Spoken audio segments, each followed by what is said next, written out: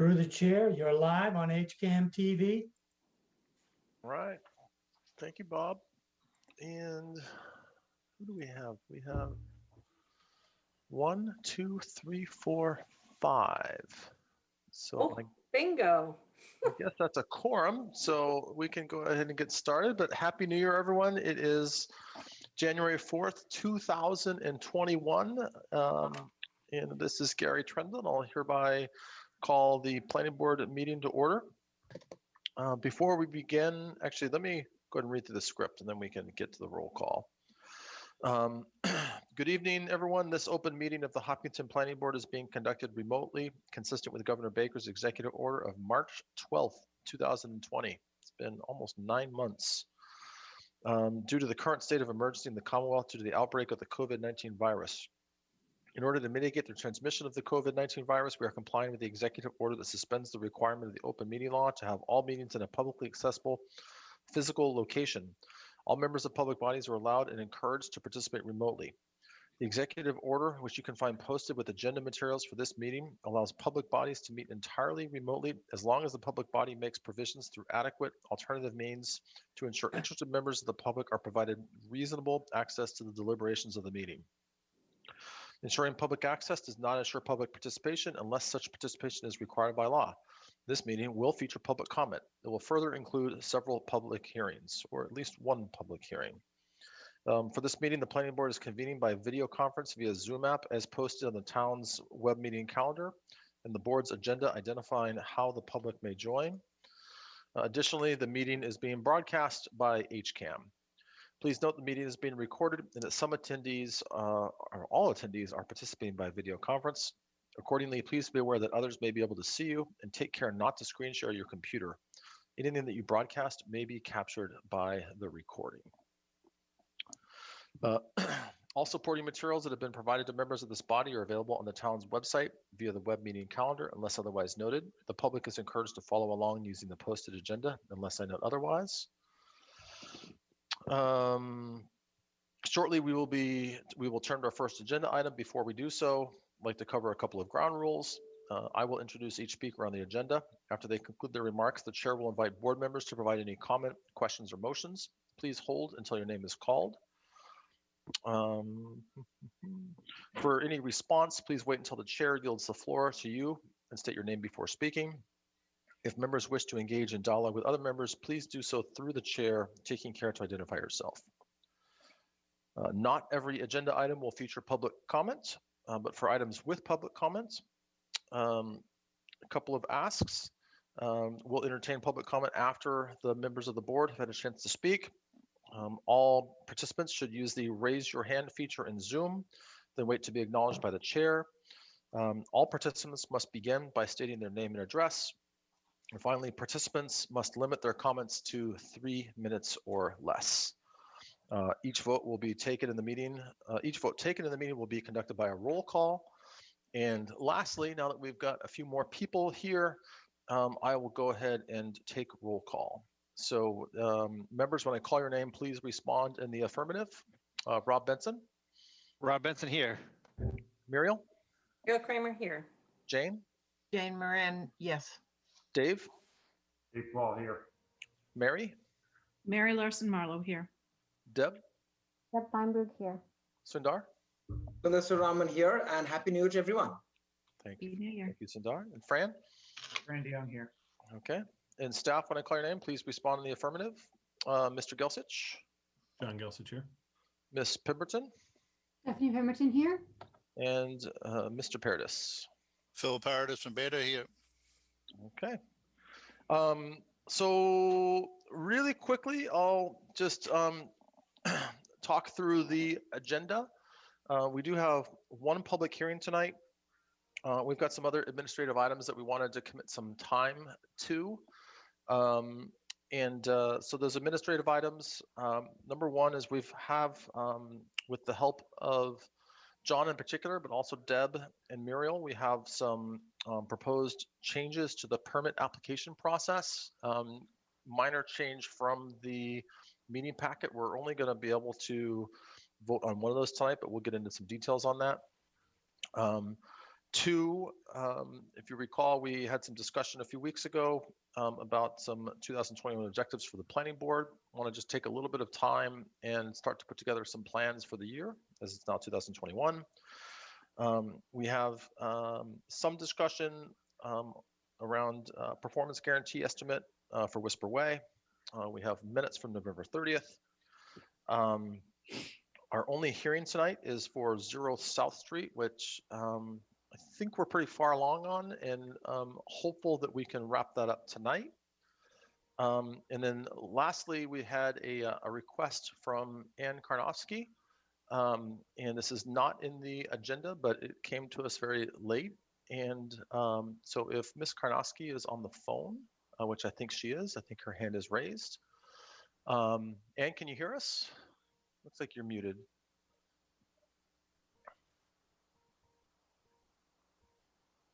Can you hear me now? Yes, Ann, we can. And so if you can, again, just state your name, your address, and just as a reminder, we don't normally entertain open discussion like this, but I know you've been talking to a lot of people and want to make sure that we give you a chance. But if you can limit your comments to 3 minutes, that would be great. I will. I simply would like to schedule for the planning board and several of the town officials an executive session. And you know what it's about. Okay. So do you want to, I mean, I don't know if all the members of the board know what you're requesting. Do you want to provide a little bit more detail on why you're requesting that the planning board meet in executive session? Well, it was suggested to me by 2 town officials that it be an executive session and that I should schedule it in the public part of the meeting, but that I shouldn't discuss the subject matter. But I did send letters to each planning board member as well as each conservation commission member separately. Okay. I'm sorry, I never got that. Was Through the that chair, I Jane? also did not get that. Or I Check in, addressed it. I sent them all to John. No, excuse me. I sent them all to Elaine Lazarus because I didn't have the street addresses, and I guess they're with Elaine. I'm sorry you didn't get them. And did you send them by mail or by email? Well, I don't email, so I sent them in a big packet to Elaine for her to address them, and then she was going to mail them. Okay. Oh, okay. Well, that may be, but I haven't received it yet. So, and I don't think, I know I haven't received one either. So my guess is maybe just with the holiday and time it takes to do that kind of thing. I don't think I'm we've sorry you received them. didn't, but I can speak just in a generality. Okay. At the suggestion of the town council and the town administrator, I would like to schedule this executive session and find out aspects that we cannot discuss in public. But it wasn't my idea to have the executive session. It was I was advised to do that. Okay. So Ann, I unfortunately, you and I haven't talked. It doesn't sound like, I don't know if anybody from the board has some perspective on what this is. I feel like it's hard for us to talk about the warrants of an executive session if we don't know what you. All right, what would you like to know? What do you mean by warrant, please? Well, we're not just going to schedule an executive session at the request of a member of the public. I mean, there's costs associated with it, and that's just not something that we Okay. do. I think there might be several members that I've been able to telephone that might be able to come along with me, so it wouldn't be someone like me from the outside. So let me ask the board then, is there anybody on the board that feels that we need to enter executive session? Hi, through the chair. Yes, Mary. This is Mary. I have spoken to Ann on several occasions privately, and I think I also spoke to you, Gary, about this. There is some desire to look at the lawsuit that is underway against the planning board and the town, and see if there are other options to mediate the situation. And that's and I do not know, I haven't spoken to town council or to Mr. Kamalo or anything like that, so I don't know anything about what they may have recommended or such. But they haven't, I don't think they've approached you, Gary, about scheduling this executive session. So I'm not sure. This is yeah, that part of it I don't know. Okay. Does anyone else, Muriel? Yeah, hi, thank you, Gary, through you, Mr. Chair. So I would be very welcoming of this. I think it's customary when we have a situation like this that we gather as a board and we at least get fully apprised and we are able to sort of vet our position and stay informed of what is happening. So I would be supportive of this. I have no agenda one way or the other about it. And I do have some question about, I mean, I think I've never heard of a member of the public asking for an executive session, so I just want some clarity. I don't think we would involve in any way a member of the public, but I do think it is in keeping with typical practice that we would meet in executive session to discuss litigation that involves the board. So I would be in support of that. Okay, thanks, Muriel. Jane. Okay, so my understanding of the reason for executive session is to discuss cost analysis for upcoming possible mitigations or, you know, stuff like that. And I don't see anything here that would reach that level. I think that maybe we could reach out to town council and get their advice as to whether we should do that or not. If I could, Mr. Chair, Sure, go ahead. litigation against the board is always acceptable for, we have to announce it. We have to, Right. we have to enter into executive session appropriately for purposes of discussion of the litigation, but that would be, certainly would be reason enough to have an executive session. Right. And so through the chair, that's why I'm thinking that maybe we should get the advice of town council, whether this reach that bar or not. Okay. Deb, do you have some thoughts? Yeah, My thought, oh, Oh, no, excuse me. questions for Deb, Ann. yeah. I had some thoughts. I also had talked to Ann earlier, and then I've also been listening to you, Gary, as well as sort of as far as allowing the process to sort of figure itself out. It sounded like it was something that we may not need to meet about right now, that it's something that there are other forces at work as far as the purchase price of the property and the sale of the property that may affect the overall outcome of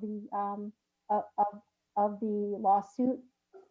So my feeling is to, not knowing sort of any more than that. My feeling would be to just let it go a little bit longer, not to push the executive session fold yet, unless there is some kind of timeline involved. That would be my general, would be to let it push it back a little bit. So, There is a timeline. and just a moment, please wait until I call on you. We're working through the board discussion right now, okay? Yes. So just a quick update. What I can share is I did meet in executive session with the select board initially after the lawsuit was filed. That was more of a formality because we had to get the select board approval for town council to represent us. My understanding, and John can correct me otherwise, but there hasn't been any other news or updates or anything with regards to the process. Because I tend to agree, Muriel. I know, I think it's, we're all named on it. We should be informed, and there are things that we wouldn't want to talk about in a public setting. I just don't know if there's much to say right now. I'll also share that, we have had some discussions in a public forum with the CPC with regards to the purchase of this land. And I can summarize that, and that's that the town manager, at the request of the select board with the vote from town meeting, actually approached the applicant to see if they were interested in negotiating a price to purchase the property, and the applicant was not interested in doing so. At least that's per our town manager, Mr. Kamalo. So, yes, go ahead, Dave. Oh, sorry. So thank you, Mr. Chair. So we did meet in executive session once before, and it was kind of initiated by the town manager and our legal counsel. So I would think that's the way, to Deb's point and Gary's point, we really don't have anything to go on right now. I mean, I'm not even sure who would lead the meeting if we met right now, but I would suggest that we wait until there was a reason to meet. Okay, I really can't wait because Gary, as you know, that community preservation is interested in this. I do have news about how it may be freed up. Okay, there may not be a roadblock as we may think, and I could have a colleague of the town council lead your meeting. I don't have to be there. Yeah. So let's go ahead and do this, if it's okay with the board. John, is it appropriate for you just to ping town council? And I prefer to lean on them. And if there's something new to discuss with regards to the lawsuit, or to Ms. Karnofsky's point, if there's a reason for us to meet in executive session. Just as a point of order, Gary, I'm sorry. None of us know anything about what's happening with the lawsuit. It would be customary for us to be informed as a board. Okay. And it doesn't cost us any money to do an executive session any more than it does to do a meeting. We do it as part of the meeting. Yeah, I understand. My only point was I share your perspective. There's, as far as I'm concerned, as far as I'm aware, there's nothing to share right now. But there are things to share, let me tell you. And again, I would have a professional associate of the town council lead the meeting. If you could just schedule a time for it that would be convenient for all your members, that's all I need to know, and I will have this associate of Attorney Mieres be there. Okay. Through the chair, just a point of order as well. I think Muriel should make a motion and somebody should second it. We should just vote on whether we want this meeting or not. I'm fair with that. Yeah, I'm fine with that too. And I'm a little confused as if we're at sort of cross purposes with the caller. So just to be clear, I would make a motion to have an executive session at our next meeting, just to quickly be apprised of the litigation against the planning board for the solar farm out at the former Liberty property. Okay. Is there a second? I would second that motion, Mr. Chair. I do agree with Muriel. I do also agree that it should be very narrow in scope and limited to potential litigation and updates as it applies to the planning board. Okay. So should I have Anne, stop. Anne, this is not a back and forth discussion. Okay. We've heard your input. We don't know yet what the time will be. This will be scheduled. It will be an executive session, so members of the public will not be a part of it. I need to know for the professional that'll be coming. Will it be before your meeting? It will be posted. It will be posted per our policies to post an executive session. The chair, point of order, we haven't agreed to. Are we going to vote on whether to have it? Correct. You're right. Yes, Rob. Yes, David. Yep. Okay. So among the board, is there any further discussion before we move to a vote? Through the chair. Yes, Sundar. I don't think I voted in that for the special permit. Do I have to vote in this particular decision to hold the meeting in executive session?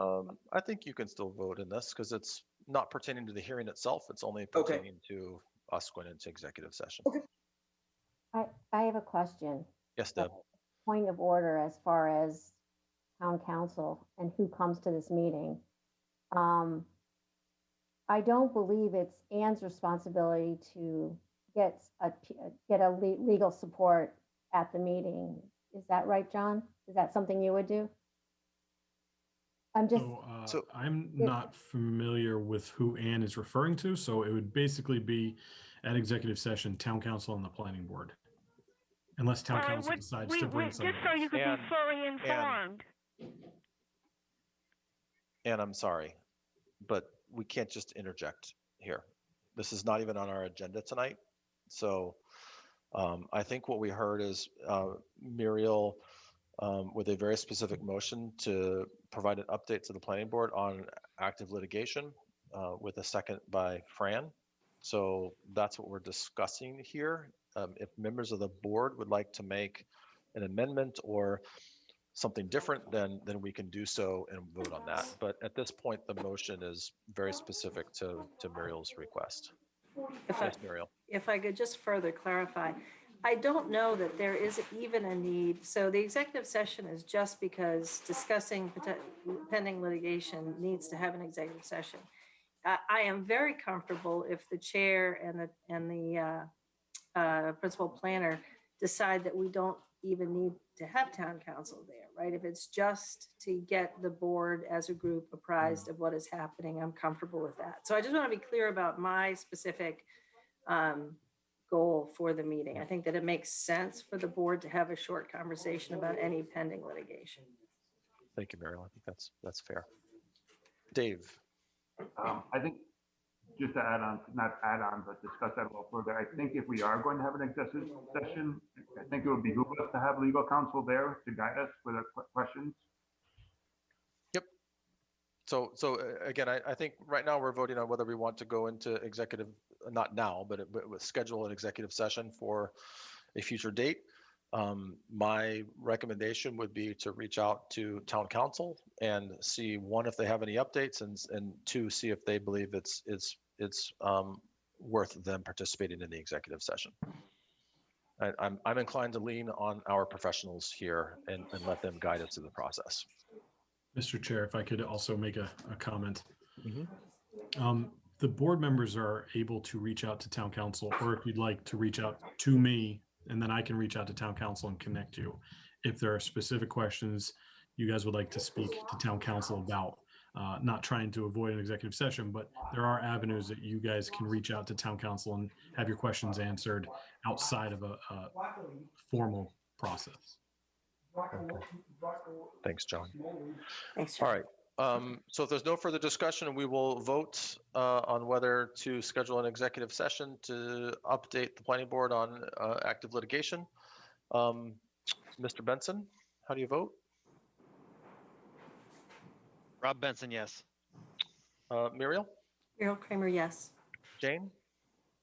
Okay, so just for clarification, will this just be a question of the Franklin Road project for litigation questions, or could it be opened up to other litigations that the planning board may be facing as well? I think the motion is specific to Franklin Road, and that's the only litigation that I'm aware of that's before the planning board at this time. Did you check your mail today? Just kidding. All right, Dave, that's Jane, enough out of you. Jane, how do you vote? No. Dave Paul, I don't think we need one, but I am going to listen to my fellow board members that would like one and honor their request, so I vote yes. Mary? Mary Larson Marlowe, yes. Deb? Deb Feinberg, yes. Sundar? Sundar Subramanian, yes. Fran? Fran Dion, yes. And Gary Trundle is a yes as well. So we'll go ahead and get that scheduled. And appreciate you advocating for it, Muriel. I totally understand. So, you know, we'll lean on town council if they think it's worth them attending, and if there's anything of relevance they can. I appreciate that, Gary. Can I also suggest that we make some, just find out if the letters were sent out to us, or we could potentially pick them up separately, but find out what the correspondence is from Mrs. Karnowski? Yes, Absolutely. I think, I guess my ask would be, John, maybe if you can check with Elaine on that, and if we can make sure that either those be scanned and emailed to us, or sent out, or we can pick them up. If we can do that before we have the executive session, I think that'd just be some useful background. Okay, so let's move forward. What I'd like to do is actually save the internal stuff for the end of the meeting, since we do have some applicants on the line. We do have one administrative item that hopefully we can update pretty quickly, and that is the performance guarantee estimate for Whisper Way. John, do you want to give us a quick update as to where that stands? Sure. Beta's still working on it. They are going to go out on site, I believe, this week and update that. And we can schedule it for January 25th, which will allow for some time for Beta to prepare the response to the estimate, send it back to the nations. They can respond to that and hopefully work out all the kinks before the 25th. And we can have a ready to go estimate at that date. Okay. So no action or no necessary discussion for us tonight. Correct. Okay. Is an easy one. All right, so let's go ahead and move to South Street. And before we do, though, I will entertain a motion to open the hearing for major project site plan review at 0 South Street, REC Hopkinton. So moved. Mr. Brahms. Rob Second. Benson, second. All right, and no further discussion. Mr. Benson, how do you vote? Rob Benson, yes. Muriel? Carol Kramer, yes. Jane? Jane Moran, yes. Dave? Dave Paul, yes. Mary? Mary, you're muted. I thought you could read my lips. There Mary you are. Larson Marlowe, yes. Deb? Deb Conrad, yes. Sundar? Sundar Subramanian, yes. Fran? Fran Dion, yes. And Gary Trendle is a yes. And again, I'm hopeful. I think that between the last meeting and the site walk, I think that we're in pretty good shape here. Really quickly, I'll just, and I see we have Mr. Kusich and Miss Sherry on the line. Are there any updates you want to provide to the board before we continue to work through the public hearing outline? No, not specifically. Since the last meeting, I think there was a question relative to stormwater volume on the site, which was requested that we work through any of those issues with Mr. Paradis and Beta, which I believe we have. I don't want to speak for Phil, but we provided some additional information. I believe we've addressed the comment, but that's really all that's happened since the last meeting relative to planning board items. Okay, thank you. Mr. Paradis, do you want to give us an update on your review of this application? So, yeah, I did receive the correspondence from John over the holiday week here, and I looked at it today. We sent one of our staff out to the site to review potential problems that may be associated with additional volume. There doesn't seem to be an immediate impact to the local area. The adjacent property is a bit higher than the site. The culvert is 5 to 6 feet below the roadway grade and would accommodate additional volume in that wetland area. We did want to confer with the Conservation Commission, and I think the applicant is still before them as to potential long-term impacts to the wetlands for increased volume, but that's an issue that is in the Conservation Commission's purview. So other than that, I think we've addressed, other than the conditions that we recommend in our last letter, I think all the issues are addressed. Thank you, Mr. Paradis. So just as a reminder for folks, the planning board decision criteria is effectively how well this proposal conforms to the site plan review. So that's really the basis for our outline. The site plan standards are reasonably lengthy. And again, I think this is going to be pretty straightforward. But what I'd like to do is just quickly go through them. And if people have a concern or a question, or if any of these standards warrant further discussion, then as I read through them, that would be the time for us to discuss as a board. Does that make sense to everyone? Yep. Okay. So the site plan standards are set forth accordingly. A, you can read along in the packet, site disturbance and wetland buffer zones and the slopes in excess of 25% shall be minimized. Didn't we go through a good chunk of these, John? Yeah, a lot of them have been crossed I think out. we did. And I can go into my notes here and see. I thought that was a different project, Jerry. I don't have the best memory in the world, but I don't remember going through these. That may have been for the accessory solar on First Congregational Church. Ah, you're right. Thank you. I'm just checking my notes anyways. Sorry, just because I remember the. Mr. Chair, just if I could for 2 seconds, it's totally off topic, but congratulations to the board. I watched the meeting from before Christmas. You did a Herculean job, Rob. You did an amazing job with your first hearing. Way to pick an easy one to start with, man. Yeah. Way to go. Thank you. And it really is, I mean, not that I recommend it necessarily, but it's really nice to see the way you all work. Just watching, you know, when you're not participating. I think the town is really well served. I know I've said it before, but great job. All right, thank you, Muriel. And as I'm looking through this, I think the comments previously were right. That was the solar one that jogged my memory.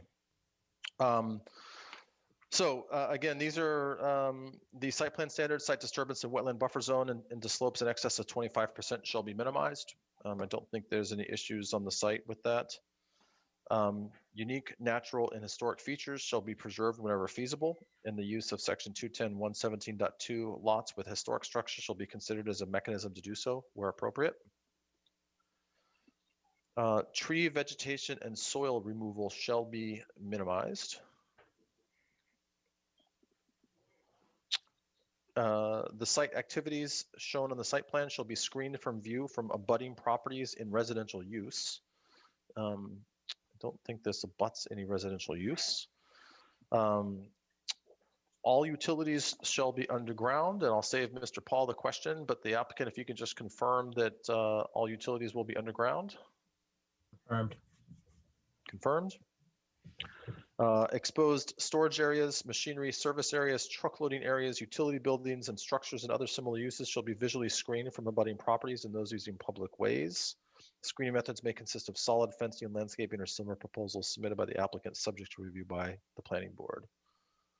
I don't think you guys potentially have a truck loading area on the back side, correct?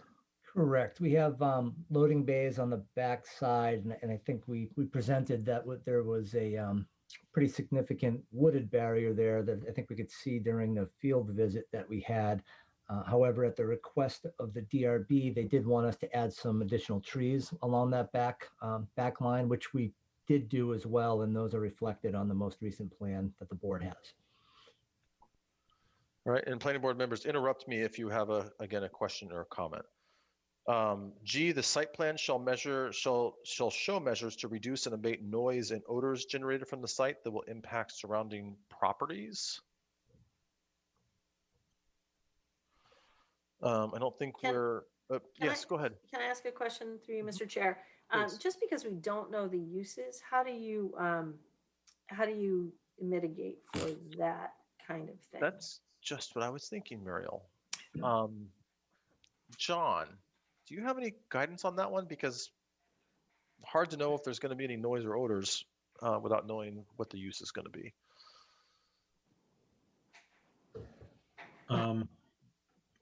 Yeah, that's a It's a good question. I don't think it can necessarily be answered, but with what they're proposing as a office/warehouse space, building the structure itself is not likely going to have any noise or odor. So the tenants themselves and the uses that would be in those buildings would have to comply with any regulations.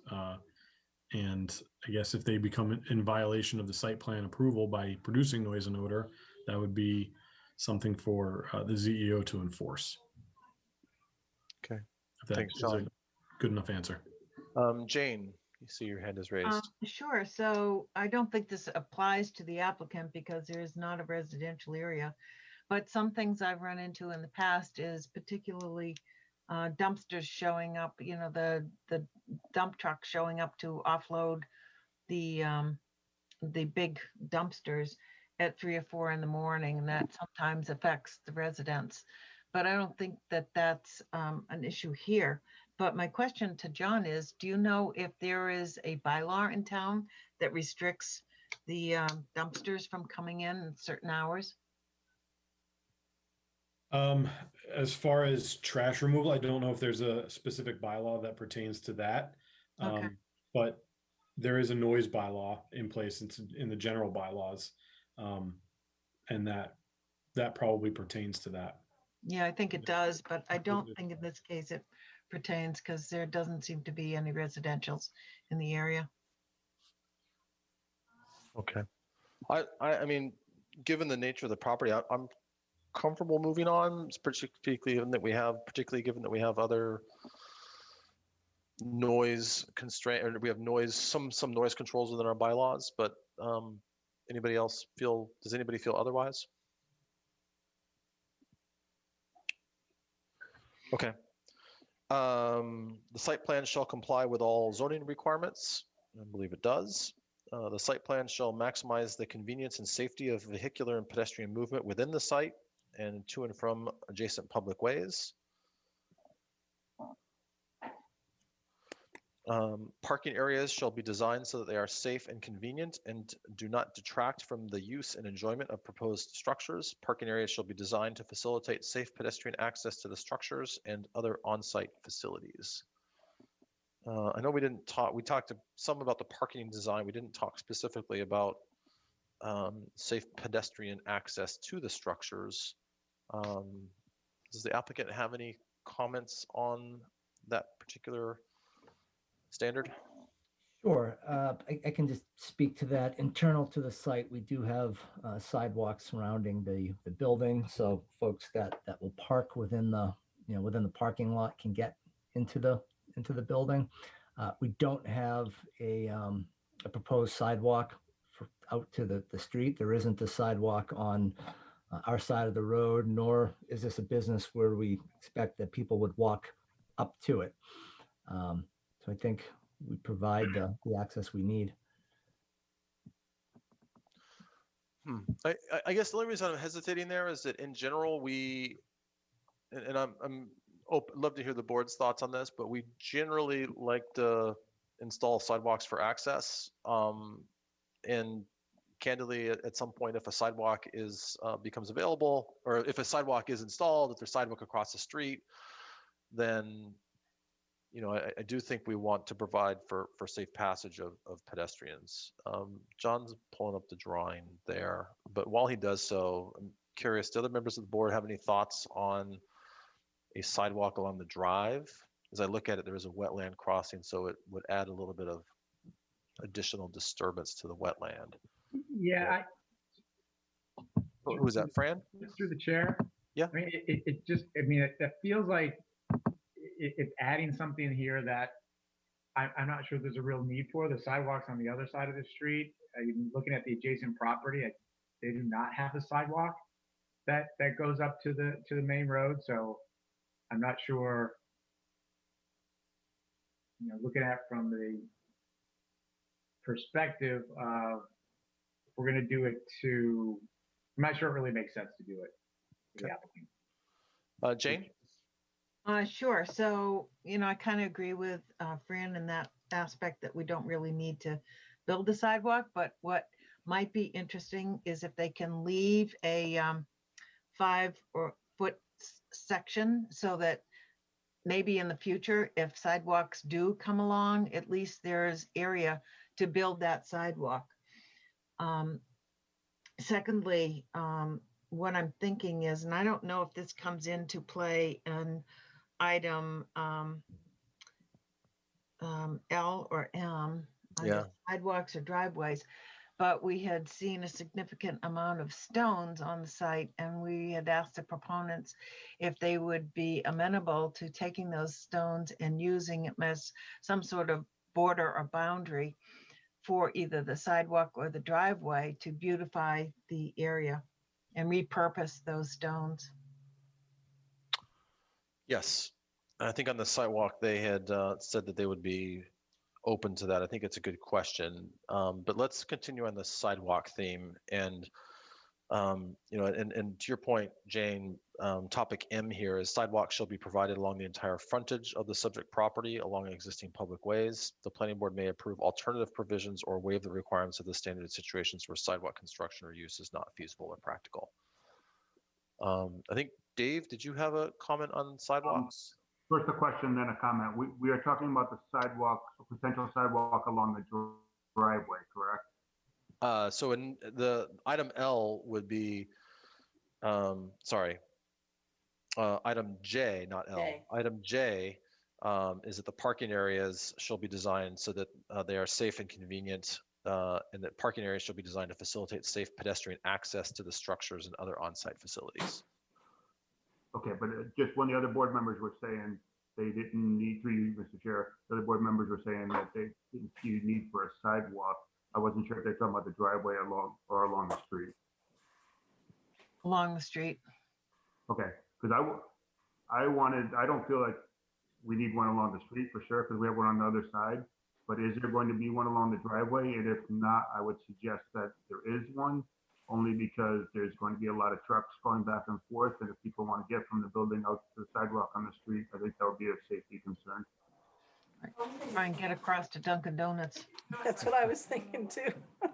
Yeah, that's so I was focused more on the driveway than the street frontage, just even thinking in terms of, if people are taking public transportation to get to work, the sidewalk across the street is sufficient for going along South Street, but it seems to me that it would be nice to have a sidewalk to enter the building, even if people that work there are going for a run at lunchtime or whatever it might be. I personally would like to see a sidewalk along the driveway, at least out to the road. What's the best way to get that enforced? Is that a condition that we should write in, or is that something that's part of their plan? Well, it's not part of the plan now, but we can ask the applicant if that's something they would be open to. Yeah, to that end, I can tell you that the Conservation Commission has been trying really hard to have us minimize the size of that opening, and for really an access point. So it's not a cost issue. It's to make this 5 feet wider. It doesn't impact us at all, short of how to move forward with the commission. And the commission's concerned when you fill wetlands, and that would be a direct filling of the wetlands to do it. Essentially you have to fill 5 more feet of wetlands. So it's not just as simple as widening a road. It results in a wetland filling. So it becomes very difficult with this type of a use where it really isn't something that would be heavily utilized. It would be my preference not to have that. If you look at the other industrial uses up along the street, on the side of the street, none of them have that. So it just doesn't appear to make sense. If somebody was going to needed to get there, it is a 24-foot wide driveway that's straight, and you've got clear distance to walk up that if you needed to, and there's a grass shoulder on the side. To add an additional wetland filling just seems like we're adding an environmental impact that really isn't needed for the use. So through you, Mr. Chair. Yeah, go ahead, Dave. I really feel that we should have this, and it's a safety concern, and I would be willing to make that recommendation to Concom if we needed to, because I think they've always been with sidewalks along the street. They've always been in favor of safety over conservation. Obviously, we want conservation, but safety is more important in my opinion. All right.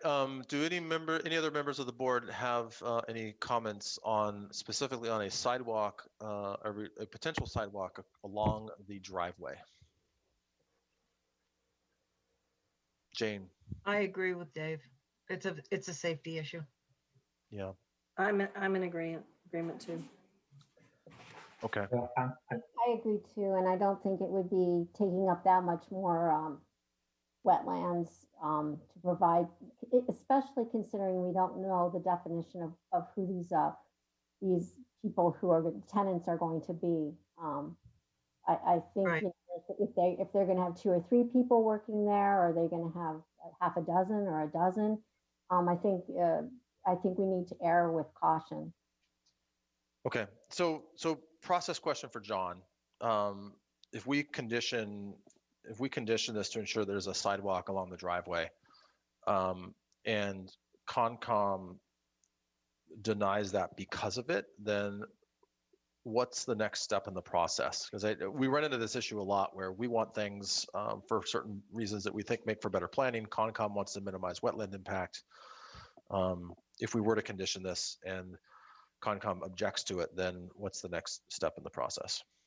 So if the board conditions the approval on having a sidewalk along that driveway, they would have to revise their plans before the Concom, and Concom would review those plans and have to approve them. If Concom doesn't approve them because of that driveway, they would have to either come back before the planning board and revise the plan saying Concom will not approve plans with a sidewalk, and planning board will have to go through that, or they will effectively not build the approved project. Okay.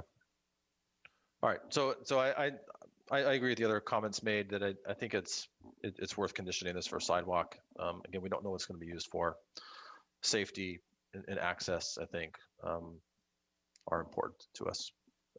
Fran, did you have a comment? I thought I saw you Yeah, raising your I hand think there. I'm probably in the minority camp on this one, but I'm not crazy about having a sidewalk. Again, nobody else has a sidewalk there. 24 feet is more than what we have on a normal street. You could kind of leave a clear area. You could maybe, say put gravel there, but and I think in the applicant, in the proposal, they said up to 28 employees. So I think we have an idea in terms of what the maximum number of employees that would be there.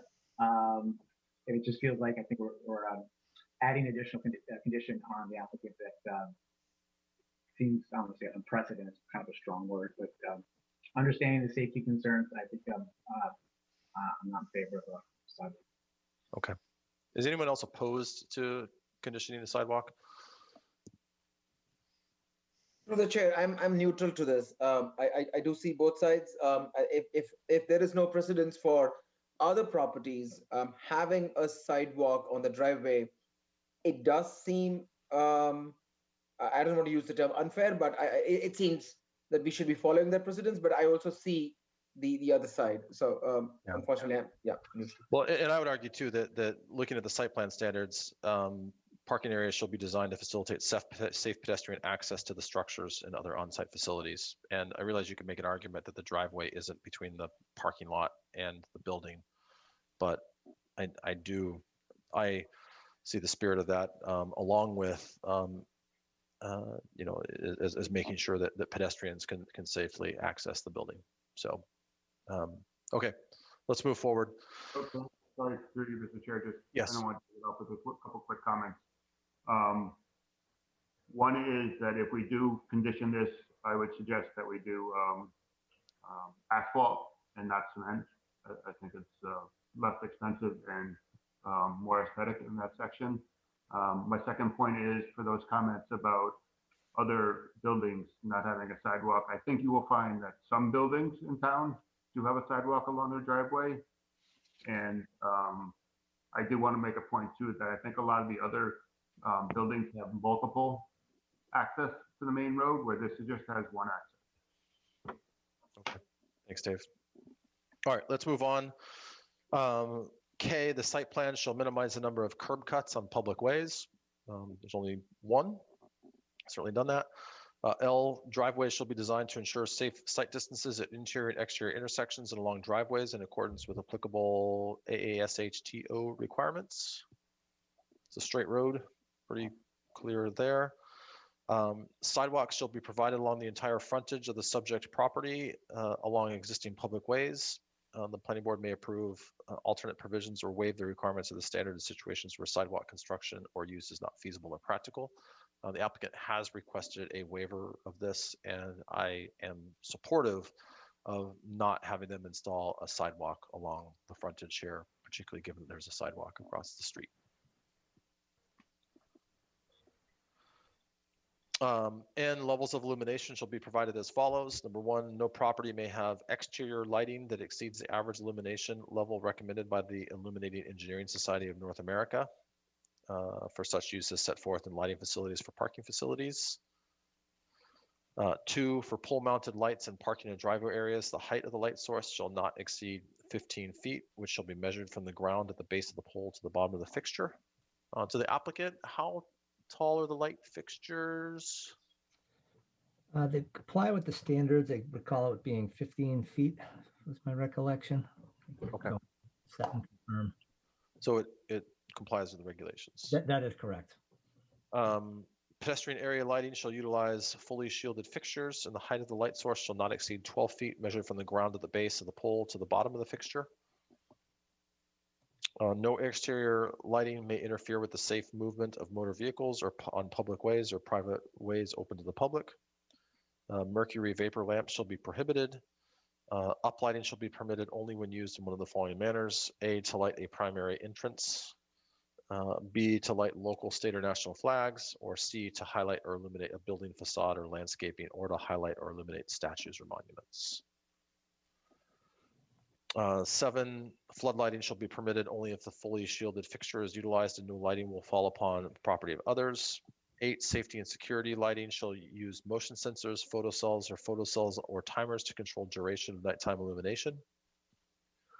9, exterior lighting or recreation facilities shall utilize fully shielded fixtures and, except as authorized by special permit or site plan approval, shall be turned off by 10 p.m. or at the conclusion of an end of activity begun before 10 p.m., provided, however, that in any event the exterior lighting shall be turned off by midnight. 10, blinking, flashing, moving, revolving, and flickering lights, as well as lights that change intensity or color, shall be prohibited except for the lighting for public safety and traffic control and lighting required by the US FAA for air traffic control. 11, notwithstanding the provisions of this subsection to the contrary, sidewalks that run along the perimeter of a site and are in a public right-of-way or an abutting property may be illuminated, and illumination may spill onto abutting non-residential property if requested in writing by the abutting property owner. Exterior lighting that does not conform to provisions of this subsection may be allowed by special permit from the planning board if the planning board finds that such exterior lighting will be consistent with the purposes of this article, or there are demonstrated community health, safety, and welfare benefits that will be served by the exterior lighting. No special permit may be granted pursuant to the subsection unless the planning board determines that the proposed exterior lighting is appropriate for the size and use of the property, any buildings thereon, and neighboring setting. Any questions about lighting? All right. Yes. Mr. Chair, I wonder if, I know it says only for recreation facilities, but is there any reason why we would want the lights to be on during the night?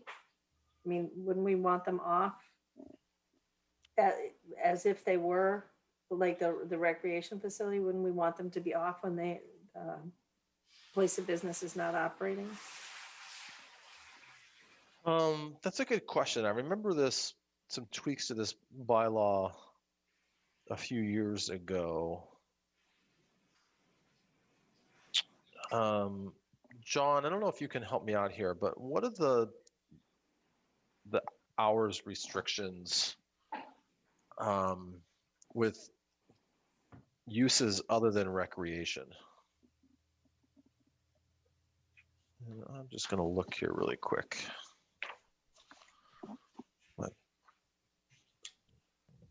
John, are you there? Different than what's put in the site plan regulations? So the site plan, it says specifically recreational facilities, but if this is not a recreational facility, this is an office. Are there any bylaws that specify when the lights should be, exterior lights should be turned off? That's a good question. I don't know, honestly. I don't think there's a lighting general bylaw. So likely no. Through the chair.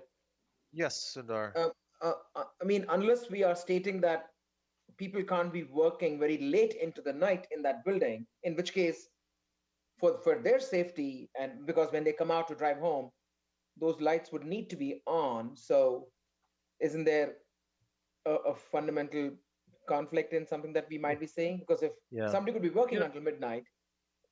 You know, I guess I should say too that I'm not too concerned.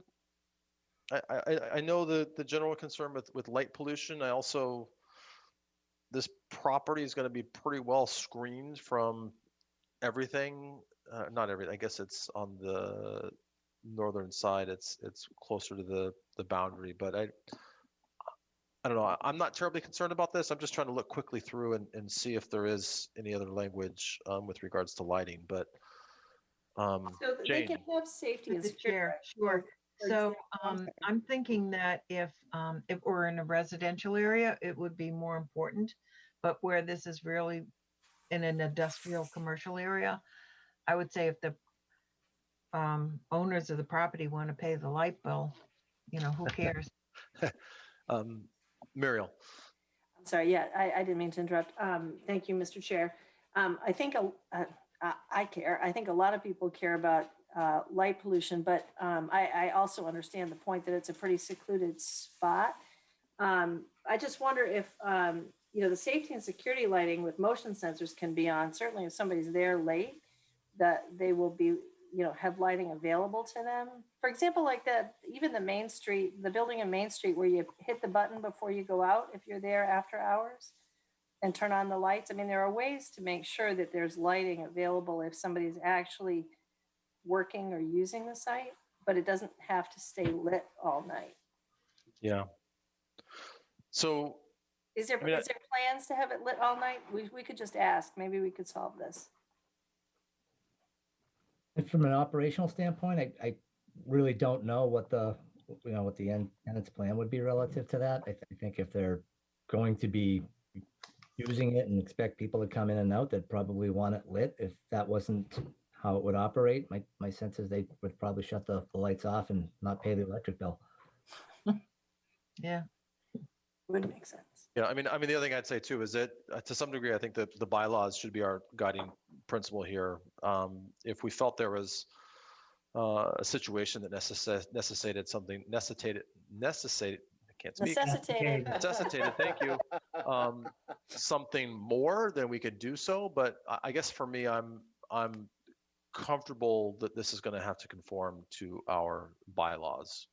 I don't know if people feel otherwise, then we can certainly consider some other options. But yeah, I would agree with that. Through the chair. Okay. Gary, I would agree with that. I mean, unless there's some overriding concern that board members have, or there's something that it was not taken into account during the initial presentation of the sidewalk, I think we just go with the general bylaw. So I am obviously going to go with the, well, I won't have any choice, but I will go with the board amenably. But I just want to suggest that if we do build out South Street, as we hope to someday do, we do have a neighborhood right below it. And I think that it does matter accumulatively how we light each of the sites. I mean, I do think that it is an important consideration, particularly for people who live around the lake right below it, who might very much prize their nightlight. I think that's a great point, Muriel, and I think that's why there's a lot of other specifics around limits to flood lighting, motion sensors, light fixture height, very limited use for uplighting, all things that I think are intended to do exactly as you suggest. Through the chair, please. Yes, Dave. Okay, I've been waving my hand, but I think I might be on your other view. Oh. Go ahead, Dave. So obviously lighting is important to the town because we have 11 items here that list it very carefully. So I'm fine with this applicant, but what I want to kind of like build on to what you were saying, Gary, about our bylaws. I would like to suggest to Mary and Zach that maybe they could take this as an item to maybe expound a little bit on number 9 and maybe separate out the commercial versus the residential. Just a suggestion. You mean recreational? Yeah. When I was on Zach maybe 3 years ago, we spent many meetings talking about the lighting standards. It is seems simple, like everything. It is not, but I think your point is fair, Dave, and we can certainly make that ask of the Zach and see if they want to propose any changes to it. Not for this year. That would be the following cycle, but. And just one quick follow-up. I just want to point out that we had this discussion with the bus parking lot as well, with trying to convince them to use lights that were active, motion activated. So just a comment. So I can touch base, with Mary offline. Okay. Thank you. Moving on, item O, adequate access shall be. Gary, I just real quick.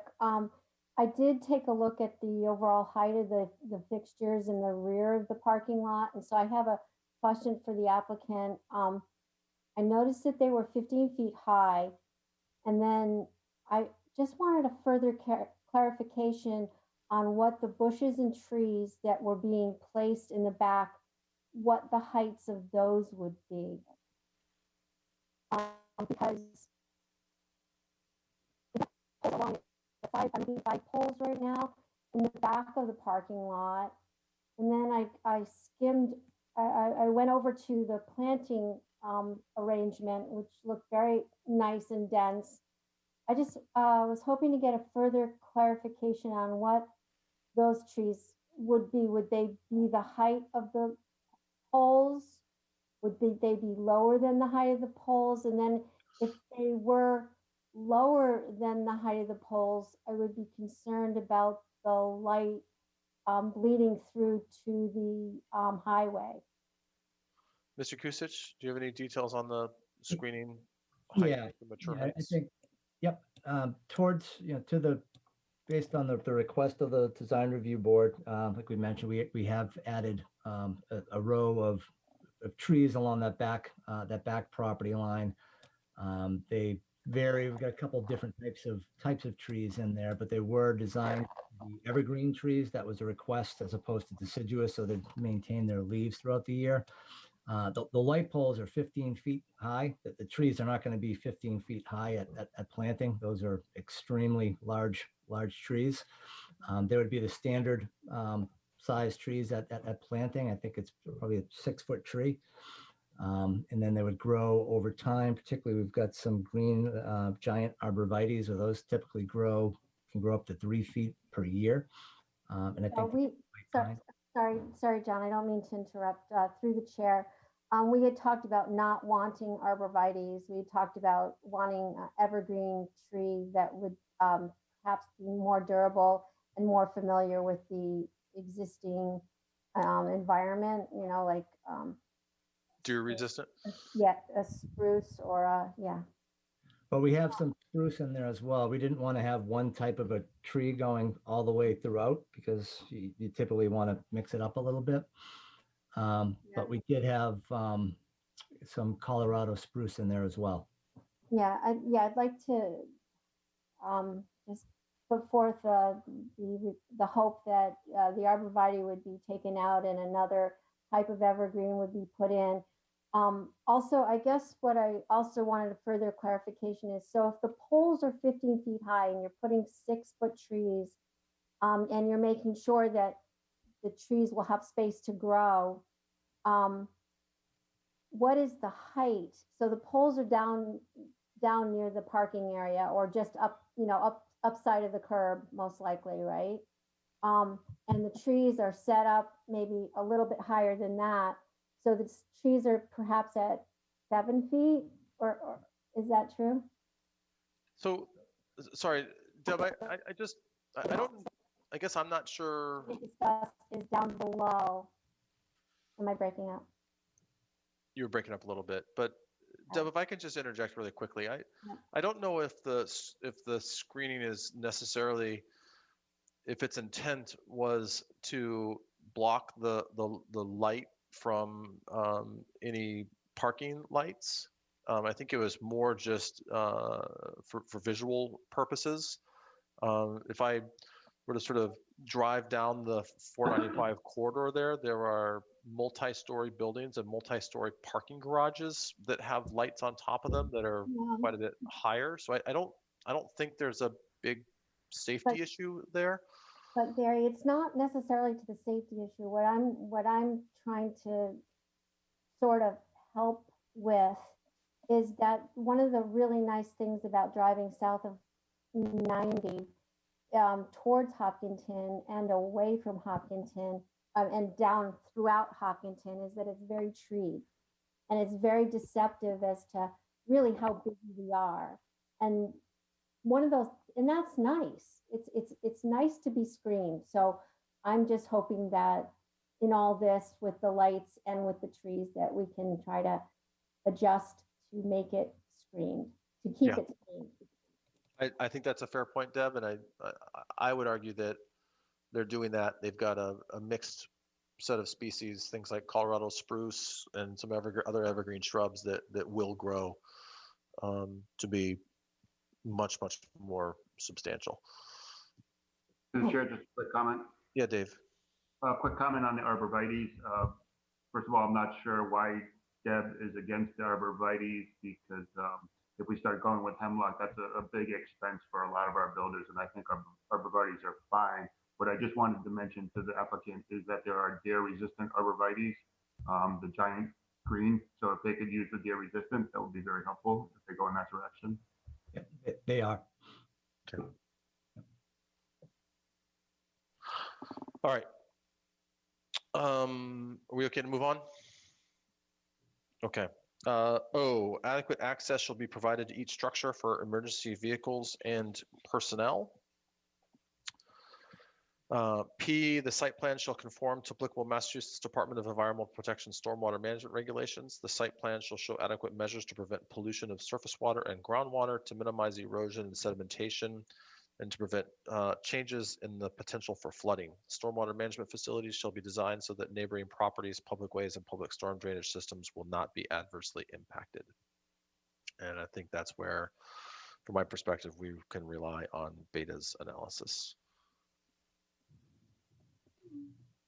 Q, mechanical equipment or other utility hardware on the roof, grounds, or buildings shall be screened from view from the ground. Are there any plans for mechanical equipment on the roof? I don't believe anything is on the roof. I haven't seen. We don't have any mechanical plans at this point. I don't think that's the intent, but I just really don't know. Okay. This kind of gets back to the category without knowing what it's going to be used for and having any specifics. It's hard to evaluate some of these site plan standards. And then lastly, all dumpsters shall be screened from public view. Remind me again, do you have a specified dumpster location? Yeah, it's in the north east corner of the. Yep, I see it there. Okay. I know Mr. Mastriani is a big fan of screening dumpsters. So can I assume that you have some nice screening around said dumpster? We will have beautiful screening around dumpsters. I know that's an important one to you. Hey, Chair, can I go back to E for a quick second? Sure, Dave. Thank you. Just wanted to mention, I guess I have Frank in the back of my mind, but I just wanted to mention or ask the possibility of the applicant of our solar panels on the roof. At this point, I don't know what the final structure would be and if how the solar canopy would work there. We are surrounded by a lot of mature trees. So I'm not sure even how viable it would be at this point. You know, if it's Through the chair, obviously this is not a formal request. This is just a suggestion to you guys, and I think it can make you guys a lot of money. So, and help the environment as well. So just something to consider. Thank you. Yeah. I think that's a good point, Dave. So, Mr. Chair, Yes, Muriel. I'm not sure how to do this, so just asking a question. I'm taking us back to G, and I somehow feel like an affirmative statement because we don't know the uses yet that sets some construct around noise abatement and odors makes sense. So there's some measure, but So- I don't know how to do it. Maybe what we can do is, and I'll look to John on this, but we could add a condition that if property use produces noise or odors beyond what is permissible by Hopkinton bylaws, then the applicant shall. It's hard because it's so generic and unspecific without. I don't know, John. Do you have any suggestions there? I mean, I get what Muriel's saying, and again, it's tricky without knowing the use. I'm wondering if there's a way to kind of condition this so that if it's an issue, that the applicant can address it. I'd have to think on what the wording would be, but my initial inclination is that if you are approving this site plan as shown and it complies with the site plan standards, any change to it that would then render it not compliant with the site plan standards would be a violation of the issued permit. So through you, Mr. Chair, yeah, I get that, but this site plan doesn't particularly address measures to reduce or abate noise or odors because it doesn't have uses. I mean, I'm not, and I don't want to be difficult about this at all. I just, if there is an issue with a tenant, we want to have something to go back to, that there's some measure to go back to, and I'm not sure the right way to do it. So I guess through the chair, my concern with this is setting a metric and setting a limit for what constitutes an issue with noise and odor, and then figuring out a way to mitigate that without, at this point, knowing. So knowing not only the tenant, but what the effect, the adverse impact of that noise and odor is, because you don't want to have mitigation that wouldn't actually, you don't want to require mitigation in the site plan decision that doesn't actually mitigate a potential adverse impact. So it's kind of tough to say. Is there a noise threshold? Right. There's a noise bylaw in the general bylaw, but it's not. I don't remember exactly what it says, but I don't know if it would necessarily capture what could possibly be here. And in terms of odor, I don't really know what would be the threshold, metric, or mitigation for that. Yeah. It would all be internal to the building. Yeah, to the chair, Yes, it just feels like this is a standard that's created that doesn't have a baseline measure to measure it against. Yeah. Measure. So I mean, in that case, I mean, it's hard to put a standard in when you don't have a baseline, unless, to John's point, you just go back to the general bylaw around noise and odor. Yeah. I think that's really all you can do, right? I think so, right? Yeah. Lack of, short of having something else, I think you have to kind of go back to the general bylaw, and maybe you modified in John in there, Gary, to some degree to maybe incorporate murals. And I won't put words in her mouth, but incorporate something there that is measured against the general bylaw for noise and odor. Yeah, I don't know what those are. I'm assuming we have them, but yeah. Sundar? Yeah, I'm just curious if the word measures in G means the ways to do it, not measures as in measurement. Meaning it would be, okay, I just want to, I mean, I thought the discussion was already moving around the ways of measuring Yes. noise and odor. I think it's because how do you know if noise or odor is an issue unless you measure it? You have to establish some threshold there. So at what point do they need to take action to address it? So I'll tell you, I think this is to me, I feel like it gets a little sticky. I'd say personally, given where the site is and the abutters around it, I'm not terribly concerned about it. I realize that, and again, that's where my instinct is to rely on our bylaws and that it conforms to those. I just don't know of a way to write a condition, aside from, that the site plan shall not generate,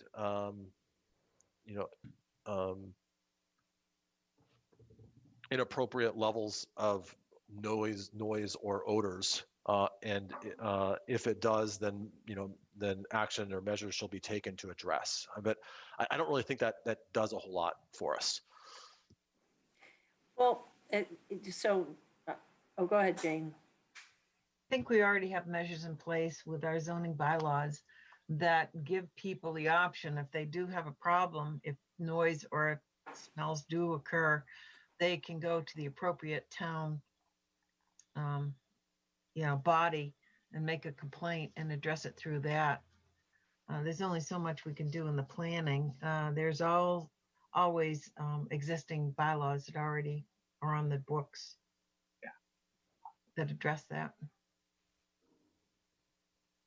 I think we're looking for what ifs that may not occur, and it's really hard to address, as someone else mentioned, that you just can't predict what's going to happen at that point. Mariel? Yeah, the only thing I want to just add, and I will cede to the board, it's clearly that the noise and odor are issues that the bylaw contemplates that we will address. In this instance, because we don't know the potential uses within, and I just feel more comfortable within the site plan decision, at least connecting it to the existing bylaws. So there is recourse, and not just for this applicant, for any applicant that comes in front of us within the industrial zone with a warehouse that they don't know how they're going to fill yet. I mean, it's not just about this spot. It's an approach that at least ties some mechanism of recourse to the planning board's decision. Otherwise, we're really just sort of skipping that one in my feelings. So just, even an affirmative statement that says the uses on site will conform to the town's noise and odor zoning bylaws in order to be in conformance with this permit. That's not the right wording, but some affirmative statement that attaches our town bylaws on the issues to this approval. Fran? I would agree with that, Mr. Chairman. I think Nero's kind of hit it. Two things, and I think it goes back to our existing bylaws and standards that Jane mentioned as well. Number one, you have to have a baseline. Number two, that if another abutter or somebody were to register a complaint, you have to have some, again, something to measure it against. And short of that, it's very arbitrary and capricious, and it just doesn't feel like it will carry much weight. So Muriel, what are you proposing? Give me a couple of minutes to just write a sentence, and then. Okay. But carry on. Carry on. That's perfect. So, Mr. Chair. Yes, John.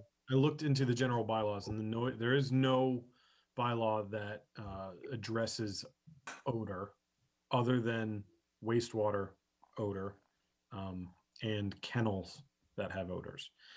Noise is chapter 141, and that addresses the use of construction equipment and commercial activity in residential zones. So it would not address noise issues in the industrial zone. And the commercial activity in residential zones really only limits the time that things can be done. It doesn't set a decibel level or anything like that. Yeah. Yeah. Again, I appreciate the spirit of it. I also, there's I think a stone countertop cutting facility either next door or one door down. There's 495 right behind it. And Muriel's working on some language, so let's see where that comes up, and we can go from there. All right. Are there any? So that wraps up the site plan, the conformance to site plan standards. Are there any other comments from the board or from the public for that matter? Deb? Hey, I don't want to beat this to death. I just went through the plan for the lighting, but, and I just wanted to clarify that the difference between on the plan, in the elevation of the light, we just need a clarification that the downlight is B and that the decorative light that has the dark sky compliant covering is wait a second, is A. I was looking at it. I have to go back to my other plan, but so there are two different lights, and that's why I was worried. So it just needs to, on the elevations, there just needs to be a minor correction as to which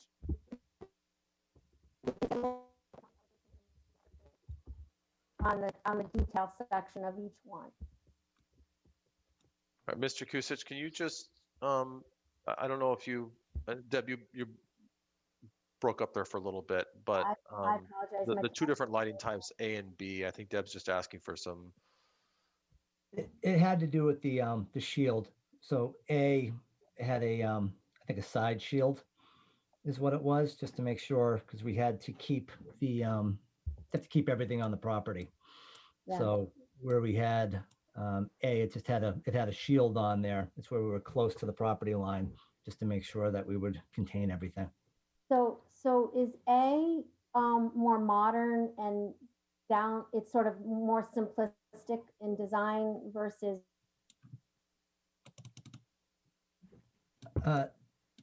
No, I'm not. No, I think you're breaking up. I'm having a really hard time hearing you, but the design of the light, they all look the same. The light that's shown is the light. Where we label A, B, and C, it just has to do with shielding on the light, just to make sure it's not going over the property lines. Okay, so same lighting fixture, one just has some additional shielding to ensure that the light doesn't bleed over to the property lines. Okay, yeah, all right, so awesome. That was my concern. That was what I was concerned about, and the trees obviously won't interact with that. So B has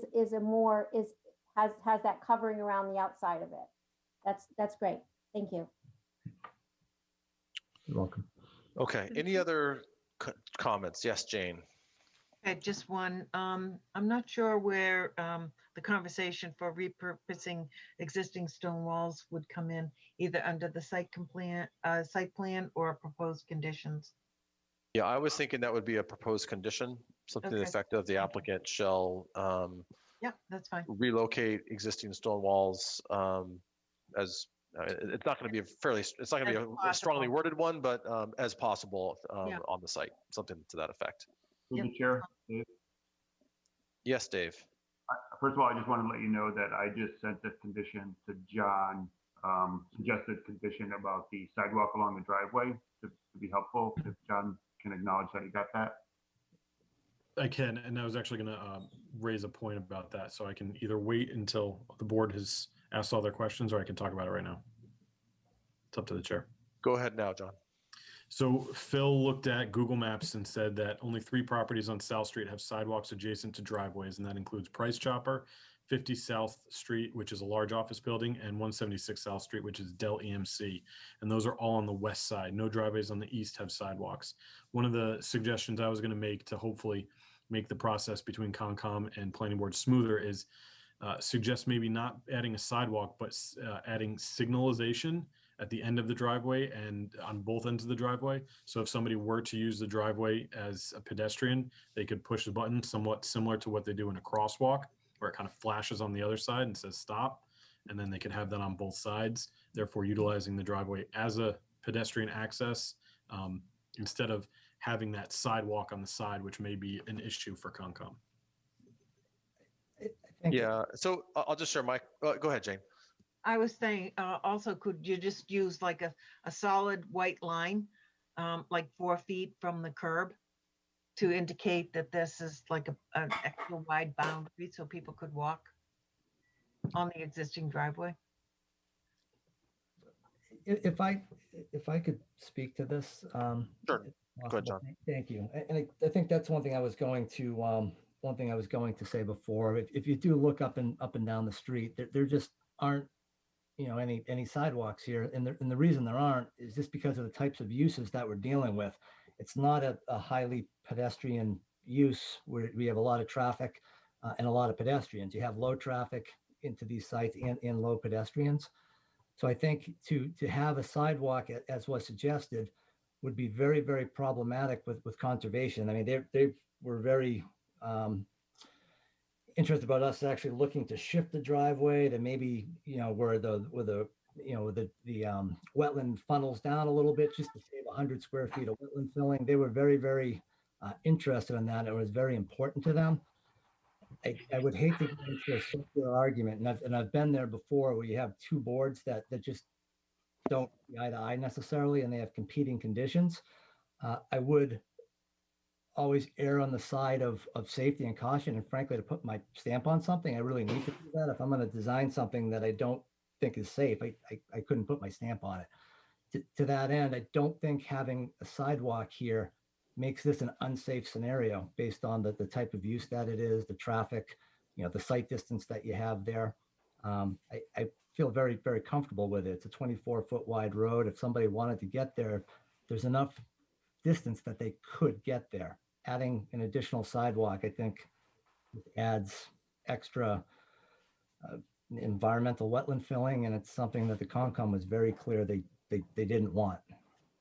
So hang on, Dave. So just two comments. Number one, most of Hopkinton doesn't have sidewalks, and yet we continue to try and add sidewalks wherever we can. It's not a perfect network, but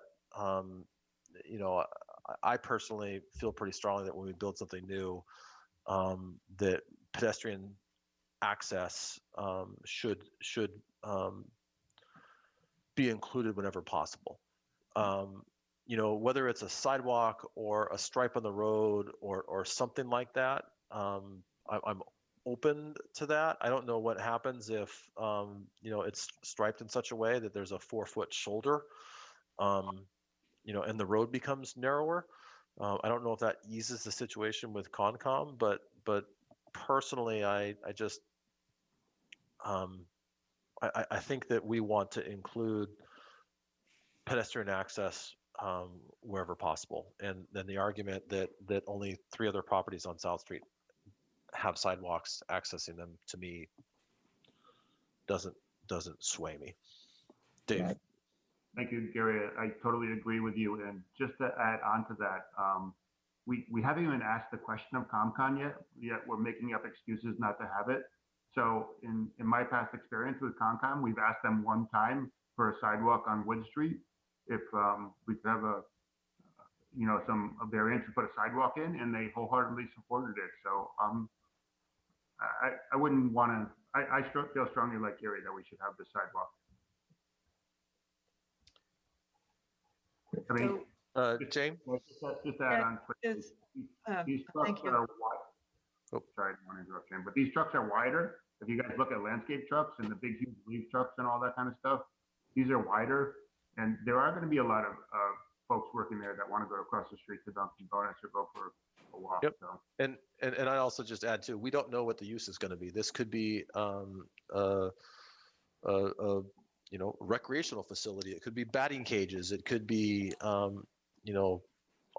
lot of could be a different kindergarten things. center. Yeah, through the chair.